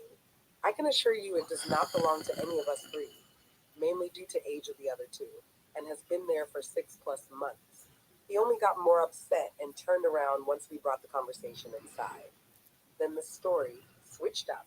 Now, he had found the brush under the bed in the Airbnb along with the rest of the set and thought they were mine, so he brought them home. I even asked if it was his female work friends, since I know they often all carpool for outings. That was it either. It was getting so heated I defused the argument and said if you say so. A couple of days go by and I do mention it again, because the other brushes never appear.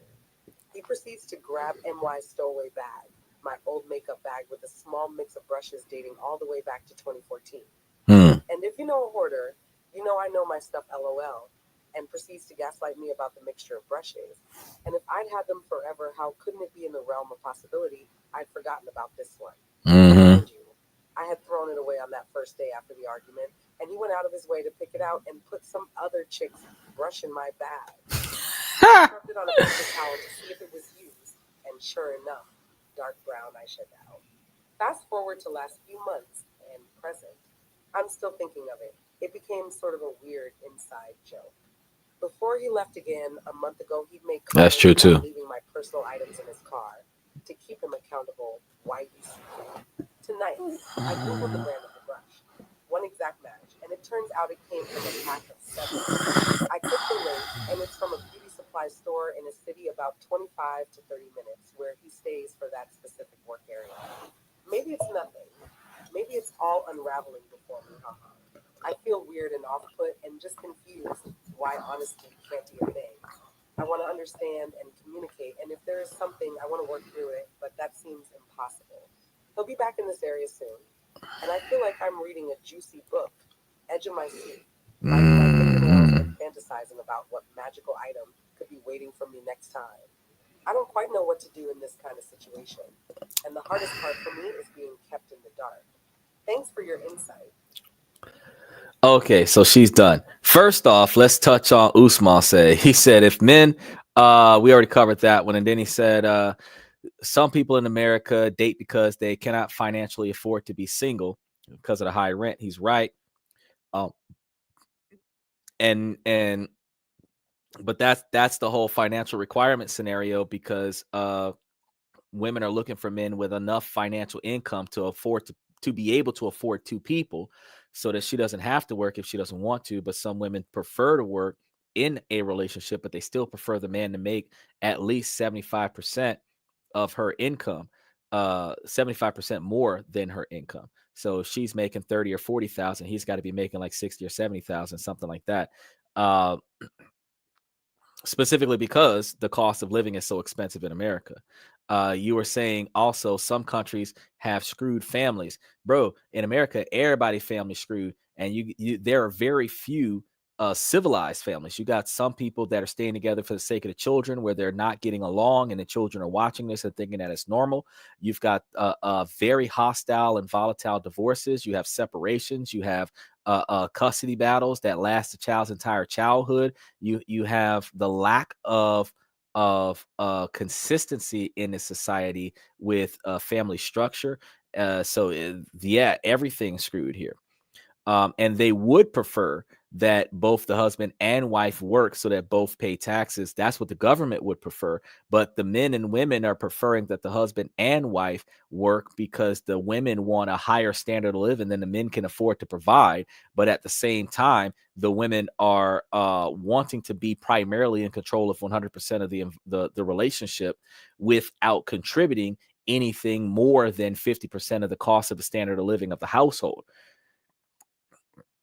You're not the primary shareholder if you have 50% investment in the company. You're a partner. So, I mean, if you are paying 50% or less than the standard of living of the household, you cannot be the dominant person in the household making all the last decisions. But women leverage sex in order to offset the contribution so that she can stay control of the relationship. But we've talked about on the show plenty of times that when people break up, a man gains 40% of his income back because he doesn't have to pay for that for the woman, and the woman loses 41% of her income and has a hard time making ends meet, where she's spending all of her savings to subsidize what the man was originally paying for her. Usman says there's a new phenomenon going on too. What's that phenomenon? As he puts that phenomenon up, I want to touch base on this girl's comment. Sweetheart, straight up, I just got to let you know, first of all, you're full of shit. Second of all, the issue that we have here is that I've experienced this one time before, at least one time before, probably plenty of times before. A man can give a woman a ride in his car. It could mean nothing, be nothing. He not pay attention to what the fuck's going on. She can leave something in his car, not on purpose. And as a result, because you are supposed to be calling yourself trying to date him, you want to control everything that he does. And because he doesn't take inventory of everything in the backseat of his car, on the floorboard of his car, then you will hold him accountable for anything that he misses. You said during that nice long 4-minute rant that he had an eyelash thingy in his car for 6 months, which means he hasn't cleaned his car for 6 months, which means whoever left that in his car left it in his car 6 months ago, not yesterday. So you're making a big deal about something that happened 6 months ago that he wasn't aware of, which means you're starting shit in your relationship, which allows you to destroy your relationship, which is self-sabotaging behavior, and it prevents your relationship from being successful. The next thing that we have a problem with, you claim that you want to work it out with him, but you claim that you want him to be honest with you. What you're really saying is that you want him to admit that he's guilty for something that he may not be guilty of, so that you can hold that over his head later when he does it again, because you're assuming that he's going to do it again. Now, if you believe that he's a cheater and you don't trust him, you shouldn't be with him. But if he wasn't a cheater and you're treating him like a cheater, you're destroying your relationship with him because he hasn't done anything wrong. Somebody left something in his car. And if he does do Airbnbs and he did clean out one of the houses where one of the guests left the stuff in the house, and anybody who's running Airbnb knows that you take everything out the house, and if you don't put it in the trash, you put it in your car and you bring it back with you. But if you forget to clean out your car, you've got all kind of stuff in your car, whether it's male stuff, female stuff, whatever was in that Airbnb is now in your car because you took it out of the Airbnb so that the next guest can jump into the Airbnb. So you can't say that the man is doing something he ain't got no business doing just because you found a woman's product in your car. Now, it doesn't matter where it's sold at, because the fact of the matter is that there's one item left in his car for 6 months. And apparently it ain't yours. If you're trying to work it out, you let the shit go. That's how you work it out. Because if you don't trust him, then your relationship is not going to flourish. Now, the other thing is that you're waiting to kick off shit because you're sitting here with your metaphorical nail biting, waiting to turn the page on the novel, waiting on him to come back into town so that you can search his car again and find something else from potentially another female.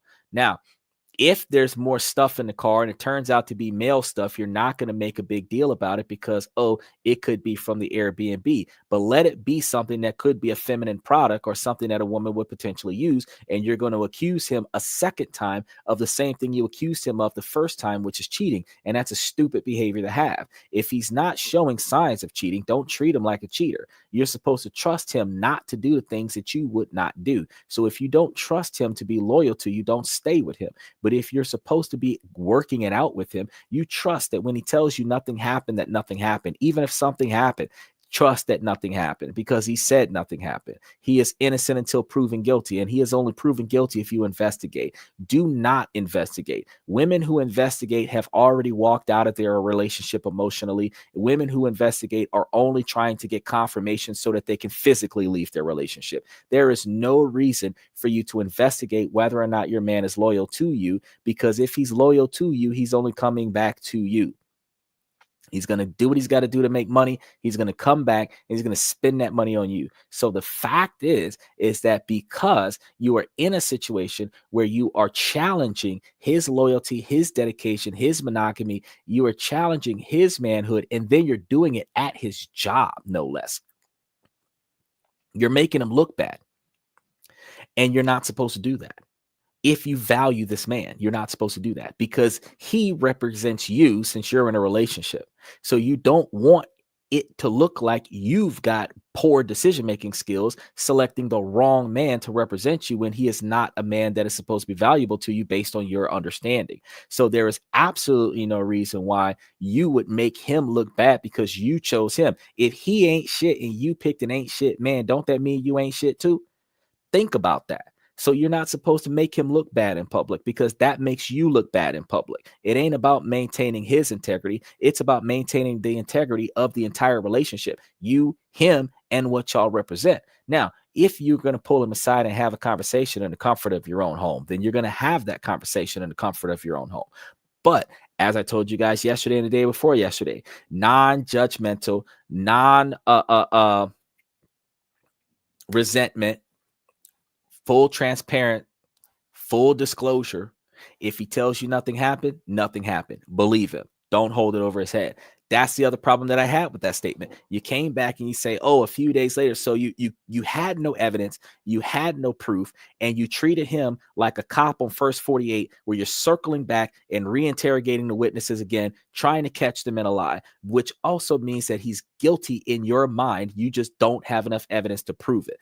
And that also means that you don't trust him. So since you brought it back up a second time, you haven't let it go, which means you're not trying to work it out, because working it out is like, look, babe, clean your car out when you finish with work. That way ain't nothing in it. So when I get in it, other people's stuff ain't in your car. That's how you solve the problem. He will make sure before he comes to you that whatever's in his car, he's throwing it in the trash. You shouldn't find anything else in his car. You shouldn't find anything else at his house. You think doing your detective work to find out what store the stuff came from will help you find the woman it's belonging to, as if women buy exclusive products. Everybody buys the same shit in the same region. So there's a few 100,000 women that could be using that mascara stick. That don't mean that he's affiliated with any of them. If you value him, you trust him, you shut up, and you mind your own damn business. That is how you protect your relationship. Otherwise, you're going to have to leave him before he leaves you, because he's not going to like continuing to be treated like this. He's ultimately going to walk out of the relationship. If you pressure him enough, accusing him of cheating, he will cheat, because he's already getting in trouble for cheating. And once he has emotionally removed himself from the relationship because you continue to devalue him, he will find value with another woman. And that's when he's not going to care if you leave, which means he'll let you catch him cheating so that he can say, you asked for this. So Usman says, people posting their divorce/separation stories on social media, some people are delusional to the fact that they were the problem. You got to understand, these people are putting their divorces, their separations, and their breakups on social media, and they're forming it in a fashion where somebody else is supposed to tell them that they are not the problem, that their divorce or their separation is the fault of the other person. And I'm going to tell you right now today, if you are in a divorce, it is your fault. If you are separated, it is your fault, because it takes two people to make it work. It takes two people to fuck it up. Sometimes you use a third person to make that situation worse. But at the end of the day, if you are separated and you are divorced, that is because you allowed yourself to be divorced. You allowed yourself to be separated. Because if you put in the effort to make sure that your partner is satisfied, and your partner puts in the effort to make sure that you are satisfied, you are not getting separated. You are not getting divorced. With infidelity, with poor money management, you have marriages 40, 50, 70 years. So you cannot tell me that you are divorced and you are single now, you are separated and not divorced with the person that should stay married to you because of somebody else. You have to agree to the separation. You have to agree to move out. You have to tell him to get his stuff and get out of the house. You have to sign divorce papers, which means you have to consent to the divorce. There is never a situation where you can have a divorce occur and you are not involved in a divorce proceedings. So in order for you to get divorced, you have to agree to it. So you are part of your own problem. You can't blame somebody else for that. But a lot of people do. And it is a redirection of responsibility. The same way a lot of the religious people put it in the Lord's hands. You're putting your responsibility in the hands of an entity that is not supposed to be in control of your shit. You are supposed to be in full control of your shit, because whatever God that you pray to gave you the strength to fix your own shit. They gave you the skill set to fix your own shit. They gave you the mentality and the knowledge and the willpower and the motivation to get your own stuff done. So the fact that you are fully capable before this problem happened, because every religion has a phrase in there somewhere where their God gave them what they knew that they needed to succeed. So you were never going to be given a challenge you can't overcome, because the only thing he's doing is testing what? Your faith. He's testing your faith, because you should succeed if you believe. So if you believe that you're going to be successful, you will be successful. But if you believe that you're going to fail, then you're going to fail. So If in the event that you have all the tools and resources necessary to succeed and you're failing, that means you're fucking up. It isn't the God that you're praying to. You are fucking up. So you cannot blame somebody else for the fact that your marriage sucks. You can't blame somebody else for the fact that you've been divorced twice, especially if you've been divorced twice, because you've been married 2 times and you failed 2 times. You can't blame 2 different people for your failure. At the end of the day, you've got to accept accountability for yourself. And because you are not willing to do that, that is why life sucks. Usman says main character syndrome. You are damn right. You are damn right. They make it seem like they got people that, so they call it victim blaming because they don't want to take responsibility for their own mistakes. A man can't cheat on his wife and then she leave him and he says it's her fault. Okay? A woman can't pack up all her stuff and leave a man and say that it's all his fault. Because half of them breaking up was her consciously taking her stuff and leaving the damn house. If you really wanted to work it out with him, you're not arguing, you're not debating, you're not doing nothing other than problem solving. Problem is, I'm finding stuff in your car and I'm uncomfortable. Solution is, don't have anything in your car that doesn't belong to somebody else. Or don't have anything in your car that belongs to somebody else. That's the most appropriate step. That's it. Don't give me reasons to think about other stuff. But also, don't look. Don't look. If you're looking for problems, you will find them. And a lot of women are going to say, oh, no, if he's a good man and he ain't doing nothing wrong, I can look all day long and never find nothing. No, you will find a problem. Because if you go through the man's phone, if you go through the man's car, if you go through the man's house and you don't find anything, you know the problem that you're going to find is that he now knows that you don't trust him. That is a problem in and of itself. So do not look for problems. You won't find any. Now, if the situation turns about where he does one of them usher confessions and lets you know that somebody's pregnant and that's his child, that's when you start talking to him. If a random woman comes to your house and hands you a baby and says that his baby and that baby is younger than your relationship, now you got something to talk about. But until one of them 2 situations happen, if you have contracted an STD and he's the only person that you're sleeping with, now you want to have a conversation. But if none of these situations occur, you're not supposed to be challenging him on nothing. Because these are the same women that would expect a man not to challenge them. So it's mutual respect, right? Should not challenge him because you would not want him to challenge you. You want him to trust and believe that if you were booty butt naked in a room full of naked dudes, that nothing would happen. That's what you want the man to believe, even if you're an OnlyFans girl. So the truth of the matter is that at the end of the day, roles reverse. You should be able to believe that if he got a car full of women that he's traveling across state with because he's an Uber driver, that he ain't doing nothing with none of them girls and they can leave stuff in his car because that's their stuff and they're irresponsible, not because he's doing something with the women that's in his car. And a man can give a woman a ride in his car without having to sleep with that woman or have anything to do with that woman beyond that ride. The same way a woman can talk to a man in public and not have anything to do with that man beyond that conversation. So the women's lack of security, lack of their excessive quantities of insecurity, typically from excessively large quantities of breakups, leads them to believe that the man will leave them because they are not valuable enough to the man, which is her fault because she's not showing her value. However, because she's insecure and she now knows that he has options that he might be exploring when he's not with her, her fear that he will leave her without her knowing about it, they call that women's intuition, will cause her to start proactively removing herself from the relationship so that she could save face and say, I broke up with him instead of him breaking up with me. And the reason why they're going to do that is because you can leave a man for any insignificant reason in the world. It doesn't matter. There's only 2 reasons why a man leaves a woman: because she treats him like shit and she's not loyal. That's it. And usually if both of those things are happening at the same time, that's a TKO. That's a TKO. But a woman will leave a man because he's not spending enough money on her. He's not buying her enough gifts. He's not taking her to enough places. He's not entertaining her enough. He's not spending enough time with her. He's not emotionally available. He's not physically available. You know, there's all kinds of reasons why. When his house is too small, he's too short, he's too fat, he's got too many children, he's got too many family responsibilities. If his mama and daddy live in his house, the women will leave for all kinds of reasons, but a man will only leave for two.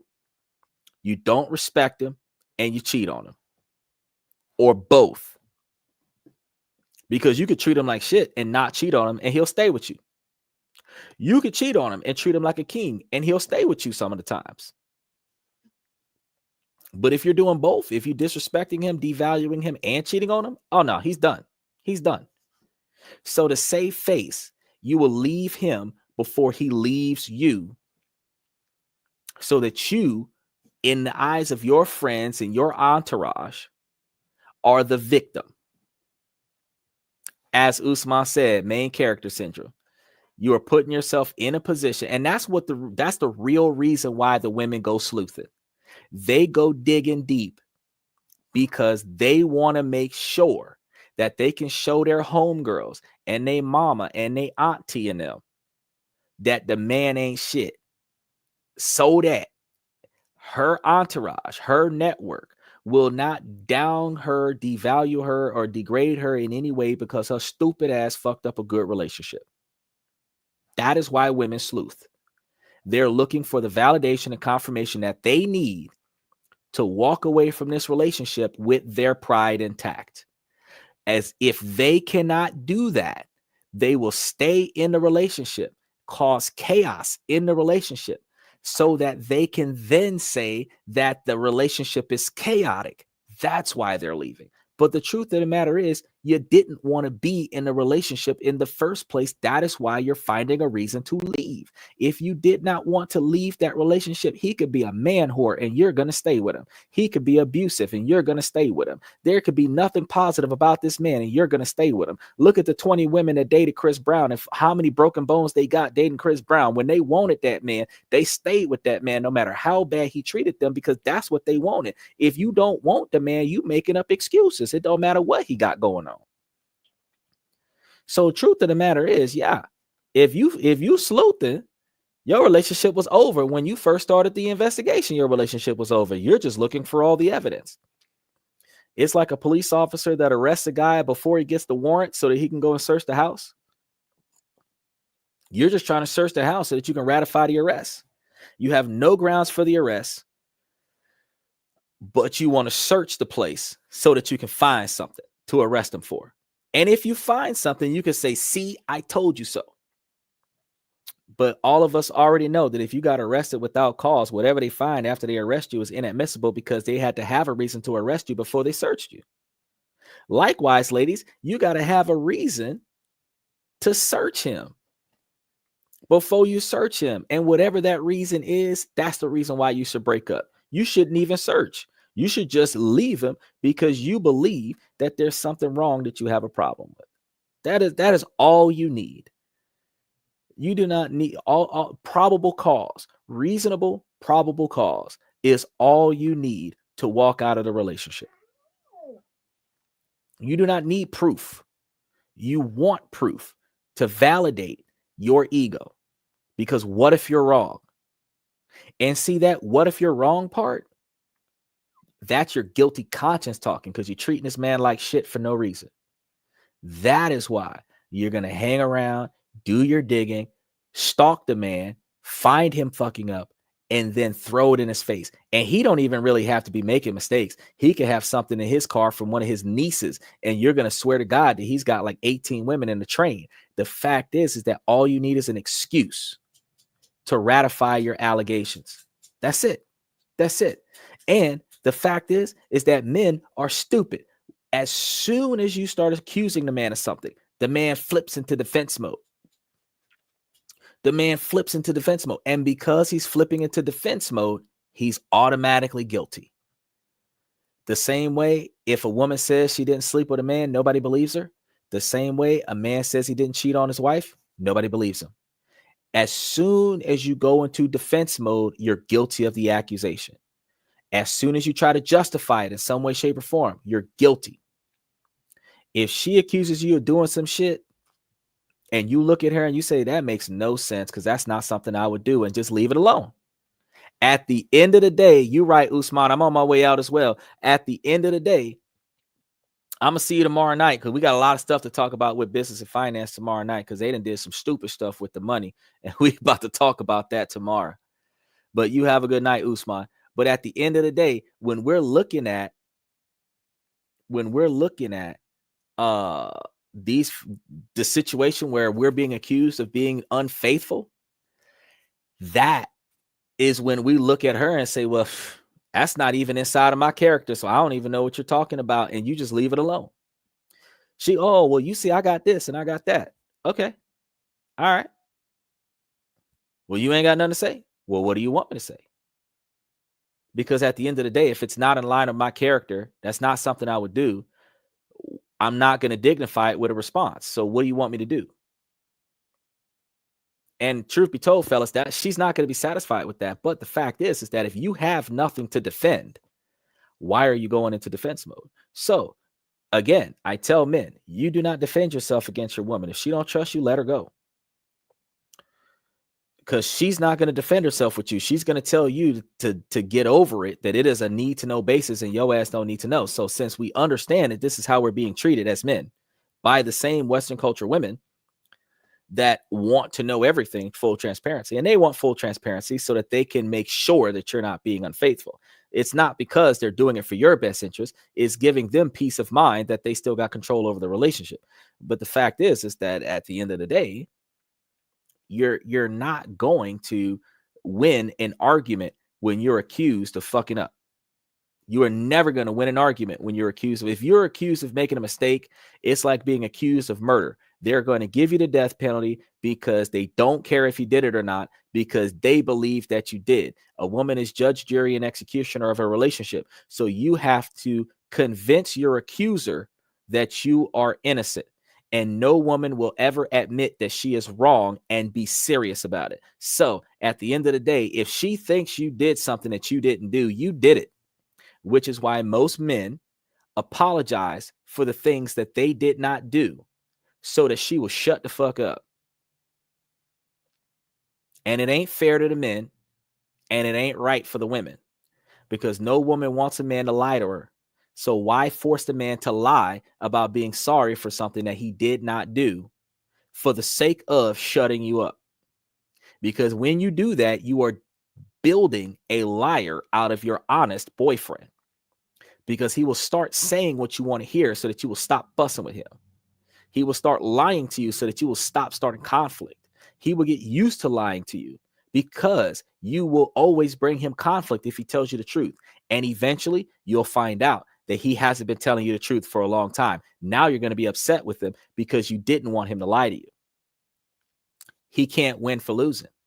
But if you would stop bringing him to conflict, you wouldn't have that problem anymore. You would get an honest man. He would not hold any secrets from you because there's no judgment, no resentment, no retaliation, which means he could tell you anything, which means now you know everything that's going on, full transparency. You will always be included because you the wing woman. You the goose to his maverick. But if you're going to be the disciplinarian, ain't nobody telling you shit. Usman says some ladies want drama and are like the shit, like the Sith. They feed on the dark side of the Force. You are exactly right. And that's one of the reasons why I'm telling men that that's a red flag situation and you want to avoid it at all costs. So when this woman was talking about how she found a mascara stick in the car and she started drama over it, lasted 4 days, I would have left her and not talked to her no more. There wouldn't have been no, I'm coming back into town to see you again. Fuck that shit. It ain't been 6 months and you're already accusing me. That's all right. This relationship is dead. But just like you said, the revenge of the Sith, if you are dating a female, if you entertain it, it will get toxic real fast. So your goal in life, if you're going to date that girl that's borderline toxic because you like a little bit of flair in your life, you like a little bit of drama in your life, you like just a little bit of crazy in your life, if that's what you want, go ahead and go for it. But when she starts doing that, if she asks you a hypothetical question that's going to be problematic if you answer, don't even entertain it. If she starts, because first of all, when a woman asks a man a question, what's this, where did it come from, and who is she? She already know the answer to that question. She just want to see if you're going to lie to her. So at the end of the day, what's this, where did it come from, and who is she? You're not answering them questions. Where you been? You're not answering them questions. If I didn't voluntarily tell you where the fuck I was, don't worry about it. Because if you asking me where I was, you know where I was. If you ask me who I was with today, you know who I was with today. That's why you asking me, because you want to see if I'm going to tell you the truth. So if you know where I was and you know who I was with, what is your problem? That's what I want to find out, because and I'm not justifying your problem neither. Once you tell me what your problem is, I'm going to tell you, okay, and I'm going to go back to doing whatever the fuck I was doing, because why am I defending that? If I'm not loyal to you, leave me. If you're not satisfied with what I'm doing, leave me. But I will not fight you to stay with you. I will not fight you to keep you here. It makes no sense. If you don't want to be here, why are you here? But if you want to be here, why are you bitching? Because you can't want to be here and be bitching enough for me to throw you out at the same time. So if you want to be here, quit your bitching. And we will both be happy. Now, notice the level of confidence and assertiveness in this situation. It doesn't matter what the accusation is. She's got two choices. You're either going to stay and deal with it or pack your shit up and go. That's it. Because as a man, if the role is reversed, ladies, the dynamic is still the same. He's either going to stay here and deal with the shit, or he's going to pack up your shit and put you out. But at no scenario is she going to change her ways because he's not satisfied with what she's doing, and he's not going to change his ways because she's not satisfied with what she's doing. So at the end of the day, if what you got, it is what it is, you got to ask yourself, are you going to stay in that, or are you going to leave? So with that being said, that's all we got for you for tonight's show. I really appreciate you guys hanging out for the long haul. Special shout out to Usman on the satellite, giving us the good for the night. No compromising, no time for the average game. Elevating myself, that's my only aim. And because we're doing intros now. Special shout out to the boys. Likewise, I want to say, ladies, as long as the situation doesn't make sense, I'm going to have to ask you, ladies, to make it make sense. So please, ladies, make it make sense. Remember, we're live 7 nights a week, about 10 o'clock Central Standard Time, 11 o'clock Eastern Standard Time, and 7 o'clock California time, all in the PMs. And then also remember that we're doing 4 a.m. Universal Standard Time and 4 a.m. Green Minutes Time for those of you that are on the east side of the world. Again, we are live 7 nights a week. Tomorrow, we're going to be talking about business and finance as it is affected by the tariffs. Some of the information that we found out about with the upcoming deadline for TikTok, and some of the things that Donald Trump is doing to offset China's retaliations on the tariffs. So we're going to have a lot of things to talk about tomorrow. And then we're going to be talking about brokers on Tuesday, and on Wednesday, we're going to be talking about Chile and a little bit of information about Dubai as far as investing in real estate companies and stuff to that effect. We're going to be getting that information for you guys for Wednesday. I do believe we've got the lineup set up all the way to Thursday, I believe. If not, it goes as far as Wednesday. So definitely hit the notification buttons as we go live. It'll let you know. If you're watching us on Twitch or Twitter, special shout out to Twitch and Twitter and all the fans that are watching us there. Hit that follow button in addition to the like button for the show. And then when we go back live again, you'll be able to catch us because it'll let you know that we're here. If you decide to take the time to come over to YouTube and hit that subscription button on YouTube, when we go live on YouTube, you'll be able to jump on whatever platform you feel more comfortable with, but push notifications from YouTube happens and lets you know that the show went live. So I recommend that for you guys so that you don't miss out, because we talk about business and finance, international business and finance on the podcast Monday, Tuesday, and Wednesday. And we talk about self-improvement, personal improvement, network improvement, relationship improvement Thursday, Friday, and Saturday. And like we did tonight on Sunday nights, members only shows, we are open to the public with questions and comments and responses from the fans. So 75% of us is fellas. I really appreciate the fellas for showing us love on the podcast. Make sure that y'all stay strong. Thank you for coming to This and That. I'm your host, Xander, where we talk about this, that, and everything in between. I'll see you guys tomorrow night. I didn't hit the button. There it is.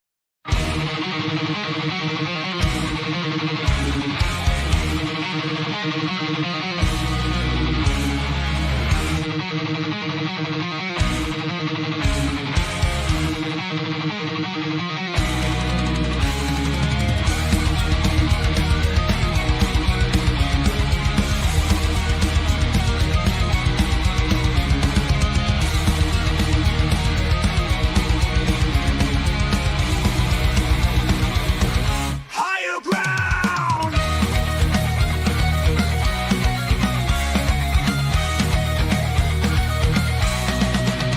Used to chase validation, now I validate myself. Building inner strength, putting doubt upon the shelf. No more unnecessary drama, no more wasted time. Climbing higher, constantly making my own climb. Standing on higher ground where excellence is found. My potential knows no bounds, raising the bar, breaking ground.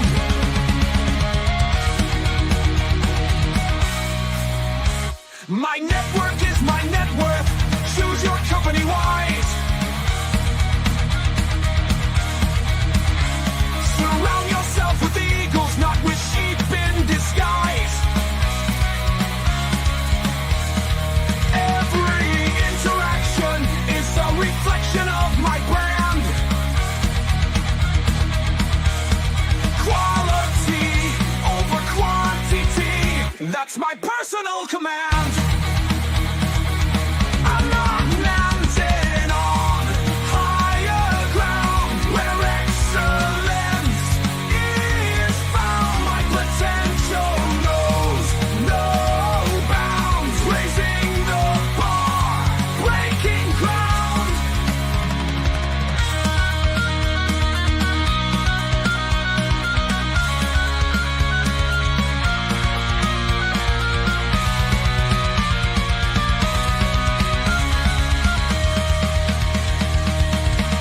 I'm not just living, I'm manifesting my vision, cutting through limitations with surgical precision. My expectations are my compass, my respect is my shield to mediocrity and chaos. I will never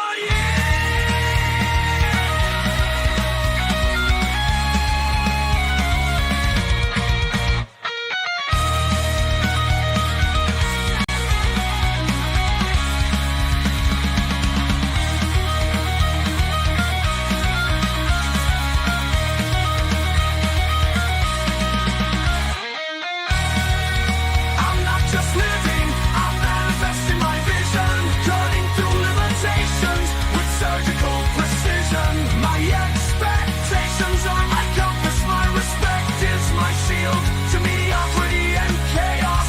I will never yield.